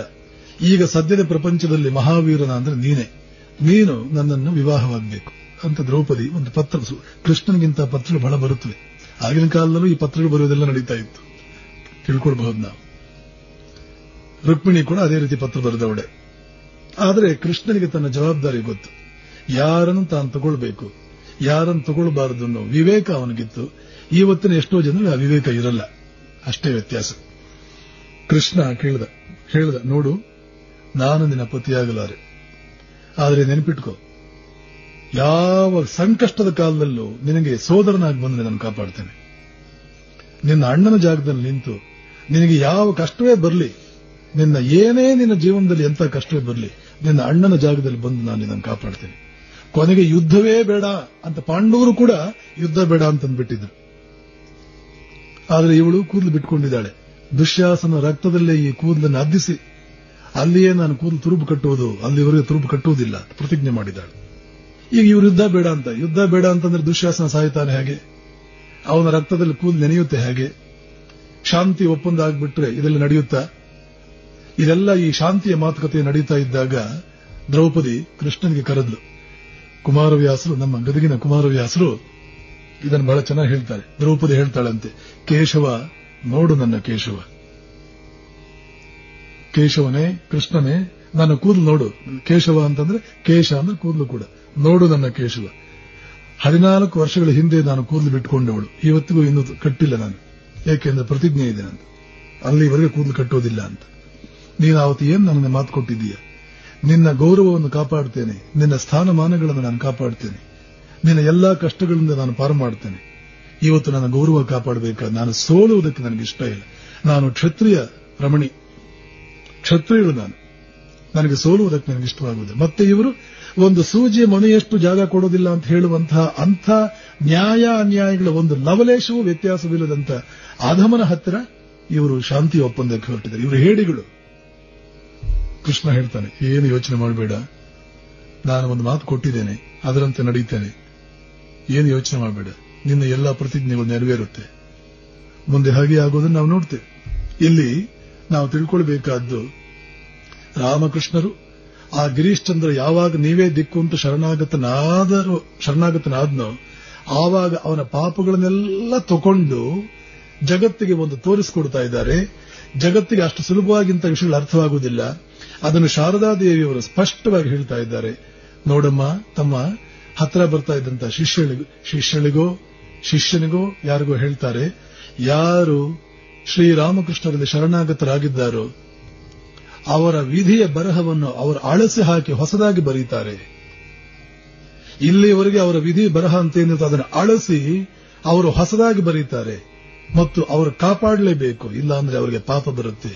ಏಕೆ ಇದು ಈ ಹಿನ್ನೆಲೆಯಲ್ಲಿ ರಾಮಕೃಷ್ಣರಲ್ಲೂ ಅಂತಲ್ಲ, ನಾವು ಯಾರನ್ನ ನಮ್ಮ ಇಷ್ಟ ದೇವತೆ, ಅದು ಶಿವನಾಗಲಿ, ದೇವಿಯಾಗಲಿ, ಹನುಮಂತನಾಗಲಿ, ವೀರಭದ್ರನಾಗಲಿ, ಇಲ್ಲಿ ಈ ಹೆಸರುಗಳನ್ನು ಹೇಳುವಾಗ ಈ ಹಿಂದೂ ಧರ್ಮದಲ್ಲಿ ಬಹಳ ಪ್ರಾಬ್ಲಮ್.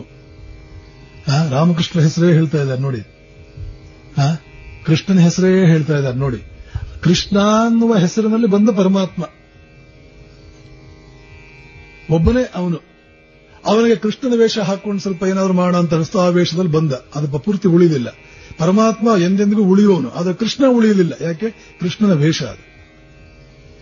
ಹೀಗೆ ಒಂದು ಭರವಸೆ ಇವೆಲ್ಲ ಬಂದಿದೆಯಲ್ಲ, ಇಲ್ಲಿ ಆ ಸಾಮಾನ್ಯವಾದಂತಹ ಒಂದು ಆ ದನದ ಕೊಟ್ಟಿಗೆಯಲ್ಲಿ ಹುಟ್ಟಿದಂತ ಶ್ರೀರಾಮಕೃಷ್ಣರು ಎಲ್ಲಿ ಹುಟ್ಟಿದ್ರು ಅದನ್ನು ನೋಡಿ ನಾವು ಮಹತ್ವವನ್ನು ಕೊಡುವುದಕ್ಕೆ ಇಲ್ಲ. ಎಲ್ಲಿ ಹುಡ್ತಾನೆ ವ್ಯಕ್ತಿ, ಹೇಗೆ ಸಾಯ್ತಾನೆ ಎನ್ನುವಂತಹದ್ದು ನಾವು ಪರಿಗಣಿಸುವ ಹಾಗಿಲ್ಲ. ಇವೆರಡರ ನಡುವೆ ಹೇಗೆ ಬದುಕಿದ್ದಾನೆ, ಬದುಕು ಮುಖ್ಯವೇ ಹೊರತು ಹುಟ್ಟಾಗಲಿ ಸಾವಾಗಲಿ ಭಾರತೀಯ ಸಂಸ್ಕೃತಿಯಲ್ಲಿ ಮಹತ್ವವನ್ನು ಎಂದಿಗೂ ಪಡೆದುಕೊಂಡಿಲ್ಲ. ಒಂದು ಉಪನಿಷತ್ತಿನಲ್ಲಿ ಒಬ್ಬ ಶಿಷ್ಯ ಗುರುವಿನ ಹತ್ರ ಹೋಗ್ತಾನೆ. ಆಗಿನ ಕಾಲದಲ್ಲಿ ಆ ಶಿಷ್ಯ ಬಂದ್ರೆ ಇವನು ಯಾವ ಲೈನ್ಗೆ ಸೇರಿದವನು, ಇವರ ಹಿಂದಿನ ಪರಂಪರೆಯಲ್ಲಿ ಯಾರ್ಯಾರು ಬಂದಿದ್ದಾರೆ ಇದೆಲ್ಲ ತಿಳ್ಕೊಳ್ಳೋದಕ್ಕೆ ಗೋತ್ರ ಅಂತ ಇರ್ತಿತ್ತು. ಈಗಲೂ ಗೋತ್ರ ಇದೆ. ಆಗಿನ ಕಾಲದಲ್ಲಿ ಕೇಳ್ತಾ ಇದ್ದಾರೆ, ನಿಂದು ಯಾವ ಗೋತ್ರ, ನಿನ್ನ ಗೋತ್ರ ಯಾವುದು, ಯಾವ ಲೈನ್, ಯಾವ ವಂಶದಲ್ಲಿ ಹುಟ್ಟಿದವನು ನೀನು ಅಂತ ತಿಳ್ಕೊಳ್ಳೋದಕ್ಕೆ, ಯಾವ ಗೋತ್ರದವನು. ಆವಾಗ ಈ ಹುಡುಗ ಹೇಳ್ತಾನೆ, ನನಗೆ ಗೊತ್ತಿಲ್ಲ ಗುರುಗಳೇ, ನನಗೆ ಗೊತ್ತಿಲ್ಲ. ಇದು ಉಪನಿಷತ್ತಿನ ಬರುವಂತಹ ಕಥೆ. ಜಾಬಾಲಿ ಅಂತ ಆ ಹುಡುಗ, ನನಗೆ ಗೊತ್ತಿಲ್ಲ ಗುರುಗಳೇ ಯಾವ ಗೋತ್ರ ಅಂತ. ಹೋಗಿ ನಿಮ್ಮ ತಾಯಿಯನ್ನು ಕೇಳ್ಕೊಂಡ. ಹೋಗಿ ತಾಯಿಯನ್ನು ಕೇಳ್ತಾರೆ, ಅಮ್ಮ ನಮ್ಮದು ಯಾವ ಗೋತ್ರ, ನಮ್ಮ ಗುರುಗಳು ಕೇಳ್ತಾ ಇದ್ದಾರೆ. ಆ ತಾಯಿ ಹೇಳ್ತಾಳೆ, ನೋಡಪ್ಪ ನಿಮ್ಮ ತಂದೆ ಯಾರು ಅಂತ ನನಗೆ ಗೊತ್ತಿಲ್ಲ, ಗೋತ್ರ ಹೇಗೆ ಹೇಳಿ. ನಿಮ್ಮ ತಂದೆ ಯಾರು ಅಂತ ನನಗೆ ಗೊತ್ತಿಲ್ಲ. ನನ್ನ ಯೌವನದ ಕಾಲದಲ್ಲಿ 4-6 ಮನೆಗಳಲ್ಲಿ ಕೆಲಸ ಮಾಡ್ತಾ ಇದ್ದೆ ನಾನು. ಆ ಸಂದರ್ಭದಲ್ಲಿ ನೀನು ಹುಟ್ಟಿದ್ದೀಯ. ನಿಮ್ಮ ತಂದೆ ಯಾರು ಅಂತ ನನಗೆ ಗೊತ್ತಿಲ್ಲ. ಇದೇ ಮಾತನ್ನೇ ಹೀಗೆಯೇ ಹೋಗಿ ನಿನ್ನ ಗುರುಗಳಿಗೆ ಹೇಳು. ಆಗಿನ ಕಾಲದ ಜನ ವಿಚಾರ ಮಾಡಿ, ಇಲ್ಲಿ ಸುಳ್ಳು ಹೇಳುವುದಕ್ಕೆ ಸಾಧ್ಯವಿಲ್ಲ ಅಂತ ಆಸ್ತಿ ಕಳ್ಕೊಳ್ತಾನೆ. ಇಲ್ಲಿ ಸ್ತ್ರೀಯಾದವಳು ನಿನ್ನ ತಂದೆ ಯಾರು ಅಂತ ನನಗೆ ಗೊತ್ತಿಲ್ಲ ಅಂತ ಹೇಳುವಂತ ಮಗನಿಗೆ ಹೇಳ್ತಾ ಇದ್ದಾಳೆ. ಇಲ್ಲಿ ನಮಗೆ ತಪ್ಪಂತೂ ಆಗಿರಬಹುದು, ತಪ್ಪು ಆಗಿದೆ. ಆದರೆ ತಪ್ಪು ಆದ ಮೇಲೆ ಅದನ್ನು ಡಿಫೆಂಡ್ ಮಾಡಿಕೊಳ್ಳುವ ಜಾಯಮಾನ ಭಾರತೀಯರದಿದ್ದಿಲ್ಲ. ಇತಿಹಾಸದ ಭಾರತೀಯ ಚರಿತ್ರೆಯಲ್ಲಿ ನಾವು ಕಾಣುವಂತಹದ್ದು, ಇವತ್ತು ನಾವು ಎಷ್ಟು ತಪ್ಪುಗಳು ಮಾಡ್ತೀವಿ, ಇದು 10 ಪಟ್ಟು ತಪ್ಪುಗಳು ಯಾವ ಕಾಲದಲ್ಲೂ ಜನ ಮಾಡ್ತಾರೆ. ಆಗಿನ ಕಾಲದಲ್ಲಿ ನಾವು ಜಾತಿ ಪದ್ಧತಿ ಎನ್ನುವಂತಹ ಒಂದು ವ್ಯವಸ್ಥೆ ಮಾಡಿಕೊಂಡ್ವಿ. ಯಾವುದೇ ಬಿಡೆ ಇಲ್ಲದೆ ನಾವು ಇಂತಹ ಪದ್ಧತಿಯಲ್ಲಿ ಬದುಕ್ತಾ ಇದ್ದೇವೆ ಅಂತ ಜಗತ್ತಿಗೆ ಗೊತ್ತಾಗುವ ಹಾಗೆ ಬದುಕಿದ್ವಿ. ಇವತ್ತು ಯಾವ ರೀತಿಯಲ್ಲಿ ನಾವು ಬದುಕ್ತಾ ಇದ್ದೇವೆ, ಹಿಂದಿನ ಕಾಲದಲ್ಲಿ ಜಾತಿಯ ಭಾವನೆಗಳು ಏನಿತ್ತು ಅದರ 100 ಪಟ್ಟು ಹೆಚ್ಚು ಇವತ್ತು ಜಾತಿ ಭಾವನೆಗಳಿದೆ. ಆದರೆ ಜಾತ್ಯತೀತರು ಅಂತ ಆಷಾಢಭೂತಿಗಳಂತೆ ಬದುಕ್ತಾ ಇದ್ದೇವೆ. ಆಗಿನ ಕಾಲದಲ್ಲಿ ಸುಳ್ಳು ಹೇಳ್ತಾ ಇದ್ವಿ. ನಾನು ಸುಳ್ಳು ಹೇಳಿದ್ದೇನೆ. ವಾಲ್ಮೀಕಿಯನ್ನು ರಾಮ ಕೇಳ್ತಾನೆ. ವಾಲ್ಮೀಕಿಯೇ ರಾಮನನ್ನು ಕೇಳ್ತಾನೆ, ರಾಮ ನೀನು ಬಹಳ ದೊಡ್ಡವನು ಅಂತ ನಿನ್ನ ಕೀರ್ತಿ ಕೇಳಿದ್ದೆ, ಮರೆಯಲ್ಲಿ ನಿಂತುಕೊಂಡು ನನಗೆ ಬಾಣ ಬಿಟ್ಟಿಯಲ್ಲ, ನೀನು ಮಾಡಿದ್ ಸರಿಯೋ? ಬಹಳ ದೊಡ್ಡ ಶೂರ, ಬಹಳ ದೊಡ್ಡ ಕೀರ್ತಿವಂತ, ನ್ಯಾಯ ನೀತಿಗಳನ್ನ ಜೀವನಕ್ಕಿಂತ ಹೆಚ್ಚಾಗಿ ಗೌರವಿಸುವಂತಹ ವ್ಯಕ್ತಿ ನೀನು ಅಂತ ಹೇಳಿಬಿಟ್ಟು ನಿನ್ನ ಬಗ್ಗೆ ನಾನು ಕೇಳಿದ್ದೆ, ಬಹಳ ಸಂತೋಷಪಟ್ಟೆ. ನಾನು ಇಂಥ ಮಹಾತ್ಮ ಒಬ್ಬ ಇದ್ದಾನೆ ಅಂತ, ನಿಜವಾಗ್ಲೂ ನಿನ್ನ ಬಗ್ಗೆ ನನಗೆ ಗೌರವ ಇತ್ತು. ಆಗಿನ ಕಾಲದಲ್ಲಿ ರಾಕ್ಷಸರಿಗೂ ರಾಮನ ಬಗ್ಗೆ ಗೌರವ ಇತ್ತು. ರಾವಣ ಬಂದು ಮಾರೀಚನ ಕೇಳ್ತಾನೆ, ಮಾರೀಚ ನೀನು ಚಿನ್ನದ ಜಿಂಕೆಯಂತೆ ಹೋಗಿ ರಾಮನ ಮುಂದೆ ಸುಳಿಬೇಕು. ಅವಾಗ ಮಾರೀಚನ ಗೊತ್ತು, ನಾನು ತಪ್ಪು ಮಾಡ್ತಾ ಇದ್ದೀನಿ. ಹಿಂದೆ ರಾಮನ ಕೈಯಲ್ಲಿ ಪೆಟ್ಟು ತಿಂದಿದ್ದ. ಮಾರೀಚ ಹೇಳ್ತಾನೆ, ನಾನು ಹಿಂದೆ ಪೆಟ್ಟು ತಿಂದಿದ್ನಲ್ಲ, ಅದರ ಹೆದರಿಕೆ ಇನ್ನೂ ಹೋಗಿಲ್ಲ ನನ್ನ ಹತ್ರ. ರಾಮ ಬಾಣ ಬಿಟ್ಟಾಗ ಯಾವುದೋ ದ್ವೀಪಕ್ಕೆ ತೆಗೆದುಕೊಂಡು ಹೋಗಿ, ದೂರ ಇರೋ ದ್ವೀಪಕ್ಕೆ, ಸುಮಾರು 1000 ಕಿಲೋಮೀಟರ್ ದೂರದಲ್ಲಿರೋ ದ್ವೀಪಕ್ಕೆ ಅವನು ತೆಗೆದುಕೊಂಡು ಹೋಗಿ ಬಿಸಾಕಿತ್ತು ಆ ಬಾಣ. ಅಷ್ಟು ರಾಮಬಾಣ ಅಂತ ಇವತ್ತಿಗೂ ಕೂಡ ದೊಡ್ಡ ಪ್ರಸಿದ್ಧವಾದದ್ದು ರಾಮಬಾಣ ಅಂತ ಹೇಳಿ ಹೇಳ್ತಾರೆ ಕೆಲವರು. ಆವತ್ತು ಮಾರೀಚ ಬಿದ್ದದ ಜಾಗವನ್ನೇ ಇವತ್ತು ನಾವು ಮಾರಿಷಸ್ ಅಂತ ಕರಿತೇವೆ. ಅದು ಮೊದಲು ಮಾರೀಚ್ ದೇಶ್ ಅಂತಿದ್ದದ್ದು, ಅದು ಬರ್ತಾ ಬರ್ತಾ ಮಾರಿಷಸ್ ಅಂತ ಆಯಿತು. ಈ ಪಾಶ್ಚಿಮಾತ್ಯರು ಆ ಹೆಸರು ಸ್ವಲ್ಪ ಧಾರವಾಡ ಅಂದ್ರೆ ಧಾರವಾರ್, ಬೆಂಗಳೂರು ಅಂದ್ರೆ ಬ್ಯಾಂಗ್ಳೂರ್, ಹೀಗೆಲ್ಲ ಮಾಡಿದ ಹಾಗೆ ಮಾರೀಚ್ ದೇಶ್ ಇದನ್ನು ಮಾರಿಷಸ್ ಅಂತ ಮಾಡಿರಬಹುದೇನೋ, ಒಪ್ಕೊಳ್ಬಹುದಾದ ಮಾತೆ. ಮಾರೀಚ ರಾವಣಗೆ ಹೇಳ್ತಾನೆ, ನೋಡು ಆವತ್ತು ಪೆಟ್ಟು ತಿಂದಿದ್ದೆ ಸಾಕಾಗಿದೆ ನನಗೆ, ಮತ್ತೊಮ್ಮೆ ರಾಮನ ಹತ್ರ ಹೋಗಿ ಚಿನ್ನದ ಜಿಂಕೆಯಂತೆ ಕುಣಿ ಅಂತ ಹೇಳಬೇಡ. ಆವಾಗ ರಾವಣ ಕತ್ತಿಯನ್ನು ಆಚೆಗೆ ತೆಗಿತಾನೆ, ನೋಡು ನಾನು ಹೇಳಿದಂತೆ ಕೇಳಲಿಲ್ಲ ಅಂದ್ರೆ ನಾನು ಕೊಂದು ಬಿಡ್ತೇನೆ. ಆವಾಗ ಮಾರೀಚನ ಪ್ರತಿಕ್ರಿಯೆ ಏನು, ಹೇಗೆ ರಿಯಾಕ್ಟ್ ಮಾಡ್ತಾನೆ? ಅವನು ಹೇಳ್ತಾನೆ, ನೋಡು ರಾವಣ, ಕೊಲ್ಲುವುದಾದ್ರೆ ನಿನ್ನ ಕೈಯಲ್ಲಿ ಯಾಕೆ ಸಾಯಿಲಿ, ರಾಮನ ಕೈಯಲ್ಲೇ ಸಾಯ್ತೇನೆ, ಹೋಗಿ ಅಲ್ಲೇ ಸಾಯ್ತೇನೆ, ನಿನ್ನ ಕೈಯಲ್ಲಿ. ಶತ್ರು ರಾವಣ, ಇವನ ಮಿತ್ರ, ಇವನ ಸಂಬಂಧಿಕ, ರಾವಣನ ಮಾವ ಅವನು ಅಂತಲೂ ಬರುತ್ತೆ. ಆದರೂ ಕೂಡ ಅಲ್ಲಿ ಆಗಿನ ಕಾಲದ ಜನವೇ ಹಾಗೆ. ಒಬ್ಬ ವ್ಯಕ್ತಿ ಮಹಾತ್ಮನಾಗಿದ್ರೆ ಶತ್ರುವಾಗಿದ್ದರೂ ಗೌರವಿಸ್ತಾ ಇದ್ರು. ಅವನ ಸದ್ಗುಣಗಳನ್ನು ಕೇಳಿದ್ದ ಮಾರೀಚ, ಗೆಲ್ಲೋದು ಸೋಲೋದಾದ್ರೆ ಸಾಯೋದಾದ್ರೆ ನಾನು ಅವನ ಕೈಯಿಂದಲೇ ಸಾಯ್ತೀನಿ, ನಿನ್ನ ಕೈಯಲ್ಲಿ ಯಾಕೆ ಸಾಯಲಿ. ಇದೇ ಮಾತನ್ನು ವಾಲಿ ಹೇಳ್ತಾನೆ, ವಾಲಿ ರಾಮ ನಿನ್ನ ಸದ್ಗುಣಗಳ ಬಗ್ಗೆ ಕೇಳಿದ್ದೆ, ಇಷ್ಟು ದೊಡ್ಡವನು ಅಂತ ನಾನು ಅಂದ್ಕೊಂಡಿದ್ದೆ. ಆವಾಗ ರಾಮ ಹೇಳ್ತಾನೆ, ನನಗೆ ಧರ್ಮೋಪದೇಶ ಮಾಡೋದಕ್ಕೆ ಬರ್ತೀಯಲ್ಲ ವಾಲಿ, ನಿನ್ನ ತಮ್ಮನ ಹೆಂಡತಿ ನಿನಗೆ ಮಗಳು ಸಮಾನ, ನೀನು ಅವಳನ್ನು ಕದ್ದುಕೊಂಡು ಹೋಗಿ ನಿನ್ನ ಹೆಂಡತಿಯ ಜಾಗದಲ್ಲಿ ಇಟ್ಕೊಂಡಿದ್ದೀಯಲ್ಲ, ನೀನು ಮಾಡಿದ್ ಸರಿನೋ? ನಿನಗೆ ಧರ್ಮ ಪ್ರಜ್ಞೆ ಇದೆಯೋ? ನೀನು ಇಂಥ ದೊಡ್ಡ ಪ್ರಮಾದ ಮಾಡಿರುವಾಗ ನಾನೊಂದು ಸಣ್ಣದು ಮಾಡಿದ್ರೆ ನಿನಗೇನು ತೊಂದರೆ? ಇಲ್ಲಿ ವಾಲಿ ಹೇಳ್ತಾನೆ, ಈಗಿನ ಕಾಲದ ವಾಲಿ ಆಗಿದ್ರೆ ಹೇಳ್ತಾ ಇದ್ದ, ಇದು ಸುಳ್ಳು, ನನ್ನನ್ನು ಕಂಡ್ರೆ ಆಗದೇ ಇರೋರು ಇಂತಹದ್ದೊಂದು ಸುಳ್ಳು ಕತೆ ಕಟ್ಟಿದ್ದಾರೆ, ಇದನ್ನು ನೀನು ನಂಬಿಬಿಟ್ಟಿಯಾ, ಎಂಥ ಕೆಟ್ಟ ಕಾಲ ಬಂತು ಅಂತ ಈಗಿನ ಕಾಲದ ಭಾಷೆಯನ್ನು ಉಪಯೋಗಿಸಲಿಲ್ಲ. ವಾಲಿ ಹೇಳ್ದ, ಹೌದು ನಾನು ಹಾಗೆ ಮಾಡಿದ್ದು ನಿಜ, ಆದರೆ ನೆನಪಿಟ್ಕೋ, ಈ ನಿಯಮಗಳೆಲ್ಲ ಇರೋದು ನಿಮ್ಮಂತ ಮನುಷ್ಯರಿಗೆ. ನಾವು ವಾನರರು, ನಮಗೆ ನಿಯಮಗಳೇನೂ ಇಲ್ಲ, ನಾವು ಕೋತಿಗಳು. ಕೋತಿಗಳಿಗೆ ತಮ್ಮನ ಕೋತಿಯ ಹೆಂಡತಿ ಕೋತಿ, ನಮ್ಮ ಕೋತಿ, ನಮ್ಮ ಹೆಂಡತಿನೂ ಕೋತಿ. ಇದು ಪ್ರಾಣಿಗಳಿಗೇನಿಲ್ಲ, ಈ ನಿಯಮಗಳು ನಿಮ್ಗೆ ಮನುಷ್ಯರಿಗಿರೋದು. ಆವಾಗ ರಾಮ ಹೇಳ್ತಾನೆ, ಓಹೋ, ಹಾಗಾದ್ರೆ ನಿನ್ನನ್ನು ಪ್ರಾಣಿ ಅಂತ ಪರಿಗಣಿಸ್ತೀಯ ನೀನು, ಮತ್ತೆ ಪ್ರಾಣಿಗಳಿಗೆ ಎದುರುಗಡೆ ನಿಂತ್ಕೊಂಡು ಯಾಕೆ ಯುದ್ಧ ಮಾಡಬೇಕು? ಎಲ್ಲಿ ನಿಂತ್ಕೊಂಡು ಬೇಕಾದ್ರೂ ಹೊಡಿಬಹುದಲ್ಲ, ಎದುರು ನಿಂತ್ಕೊಂಡು ಯಾಕೆ ಯುದ್ಧ ಮಾಡಬಹುದು? ಎಲ್ಲಿ ನಿಂತ್ಕೊಂಡು ಬೇಕಾದ್ರು. ಇಲ್ಲಿ ನಾನು ಯಾಕೆ ಹೇಳಿದೆ ಅಂದ್ರೆ, ಆವತ್ತಿನ ಜನ ತಪ್ಪು ಮಾಡಿದ್ದುಂಟು. ಯಾವಾಗ ಆ ಉಪನಿಷತ್ತಿನ ಋಷಿ ನಿನ್ನ ತಂದೆ ಯಾರು ಅಂತ ನನಗೆ ಗೊತ್ತಿಲ್ಲ, ಹೀಗೆಯೇ ಹೋಗಿ ಹೇಳು ನಿನ್ನ ಗುರುಗಳಿಗೆ ಅಂತ ಹೇಳಿದ್ಲು ತಾಯಿ. ಶಿಷ್ಯ ಬಂದು, ಗುರುಗಳೇ ನನ್ನ ತಾಯಿ ಈ ರೀತಿ ಹೇಳಿದ್ಲು ಅಂತಂದಾಗ ಗುರು ಶಭಾಷ್ ಅಂತಾನೆ. ಅವನು ನೋಡಿ, ಅವನೆಂತವನು, ತಾಯಿ ಎಂಥವಳು, ಮಗ ಎಂಥವನು, ಆ ಗುರು ಎಂತ ಶಭಾಷ್. ನಿನ್ನ ತಾಯಿ ಸತ್ಯವನ್ನು ಈ ಮಟ್ಟಕ್ಕೆ ಗೌರವಿಸುವ ವ್ಯಕ್ತಿ ಆಗಿದ್ರೆ ನೀನು ಸತ್ಕುಲದವನೇ ಆಗಿರಬೇಕು. ನೀನು ಸತ್ಕುಲದವನು. ಯಾಕೆಂದ್ರೆ ಸತ್ಕುಲದಲ್ಲಿ ಹುಟ್ಟದೇ ಇರತಕ್ಕಂತಹ ವ್ಯಕ್ತಿಗಳಿಗೆ ಸತ್ಯ, ನ್ಯಾಯ, ನೀತಿ ಇದ್ರ ಬಗ್ಗೆ ಇಷ್ಟು ಗೌರವ ಇರುತ್ತೆ. ತನ್ನ ಪತಿ ಯಾರು ಗೊತ್ತಿಲ್ಲ ಅಂತ ಅವಳು ಹೇಳ್ತಾಳೆ ಅಂದ್ರೆ ನೀನು ಶ್ರೇಷ್ಠ ಕುಲದವನಾಗಿರ್ತೀಯ, ನಿನಗೆ ಯಾವ ವಿದ್ಯೆ ಬೇಕಾದ್ರೂ ಕೊಡ್ತೀನಪ್ಪ ಬಾ. ಅವನಿಗೆ ಸತ್ಯಕಾಮ, ಸತ್ಯವನ್ನು ಇಷ್ಟಪಟ್ಟವನು ಅಂತ ಹೆಸರಿಡ್ತಾನೆ ಗುರು. ಆವತ್ತಿನಿಂದ ಅವನ ಹೆಸರು ಸತ್ಯಕಾಮ ಜಾಬಾಲಿ. ಮೊದಲು ಬರೀ ಜಾಬಾಲಿ ಅಂತಿತ್ತು, ಸತ್ಯಕಾಮ ಜಾಬಾಲಿ. ಇದನ್ನ ನಿಮ್ಮ ಮುಂದೆ ಹೇಳಬೇಕಾದ ಉದ್ದೇಶ ಇಷ್ಟೇ. ಗೃಹಸ್ಥನಿಗೆ ಕೆಲವು ನಿಯಮಗಳಿದೆ. ಪ್ರಧಾನವಾದ್ದು, ನಾವು ನ್ಯಾಯ ಮಾರ್ಗವನ್ನು ಬಿಡಬಾರದು, ಸತ್ಯಕ್ಕೆ ಅಪಚಾರವಾಗದಂತೆ ನೋಡಿಕೊಳ್ಳಬೇಕು. ಶ್ರೀರಾಮಕೃಷ್ಣ ಹೇಳ್ತಾರೆ, ವಿವೇಕಾನಂದರು ಹೇಳ್ತಾರೆ, ತಮಾಷೆಗೂ ನನ್ನ ಜೀವನದಲ್ಲಿ ನಾನು ಸುಳ್ಳು ಹೇಳಿದವನಲ್ಲ. ವಿವೇಕಾನಂದರು ಹೇಳ್ತಾರೆ, ತಮಾಷೆಗೂ ಕೂಡ ನಾನು ಒಮ್ಮೆಯೂ ಜೀವನದಲ್ಲಿ ಸುಳ್ಳು ಹೇಳಿದವನಲ್ಲ. ರಾಮಕೃಷ್ಣ ಮಾತು ಹೇಳೋದೇನೋ ಬೇಡ. ಹೀಗೆ ಜೀವನವನ್ನೇ ತಪಸ್ಸನ್ನಾಗಿ ಮಾಡಿಕೊಂಡ ಮಹಾತ್ಮರು ಬದುಕ್ತಾ ಇದ್ರೆ ಭಗವಂತ ಅವರ ಈ ಲೋಕಕ್ಕೆ ಸಂಬಂಧಪಟ್ಟಂತಹ ಚೂರುಪಾರ ಕಷ್ಟಗಳನ್ನ ಹೇಗೆ ಪಾರು ಮಾಡ್ತಾನೆ, ಯಾವ ರೀತಿಯಲ್ಲಿ ಪಾರು ಮಾಡ್ತಾನೆ ಅಂತಂದ್ರೆ ತನ್ನದೇ ಆದ ರೀತಿಯಲ್ಲಿ.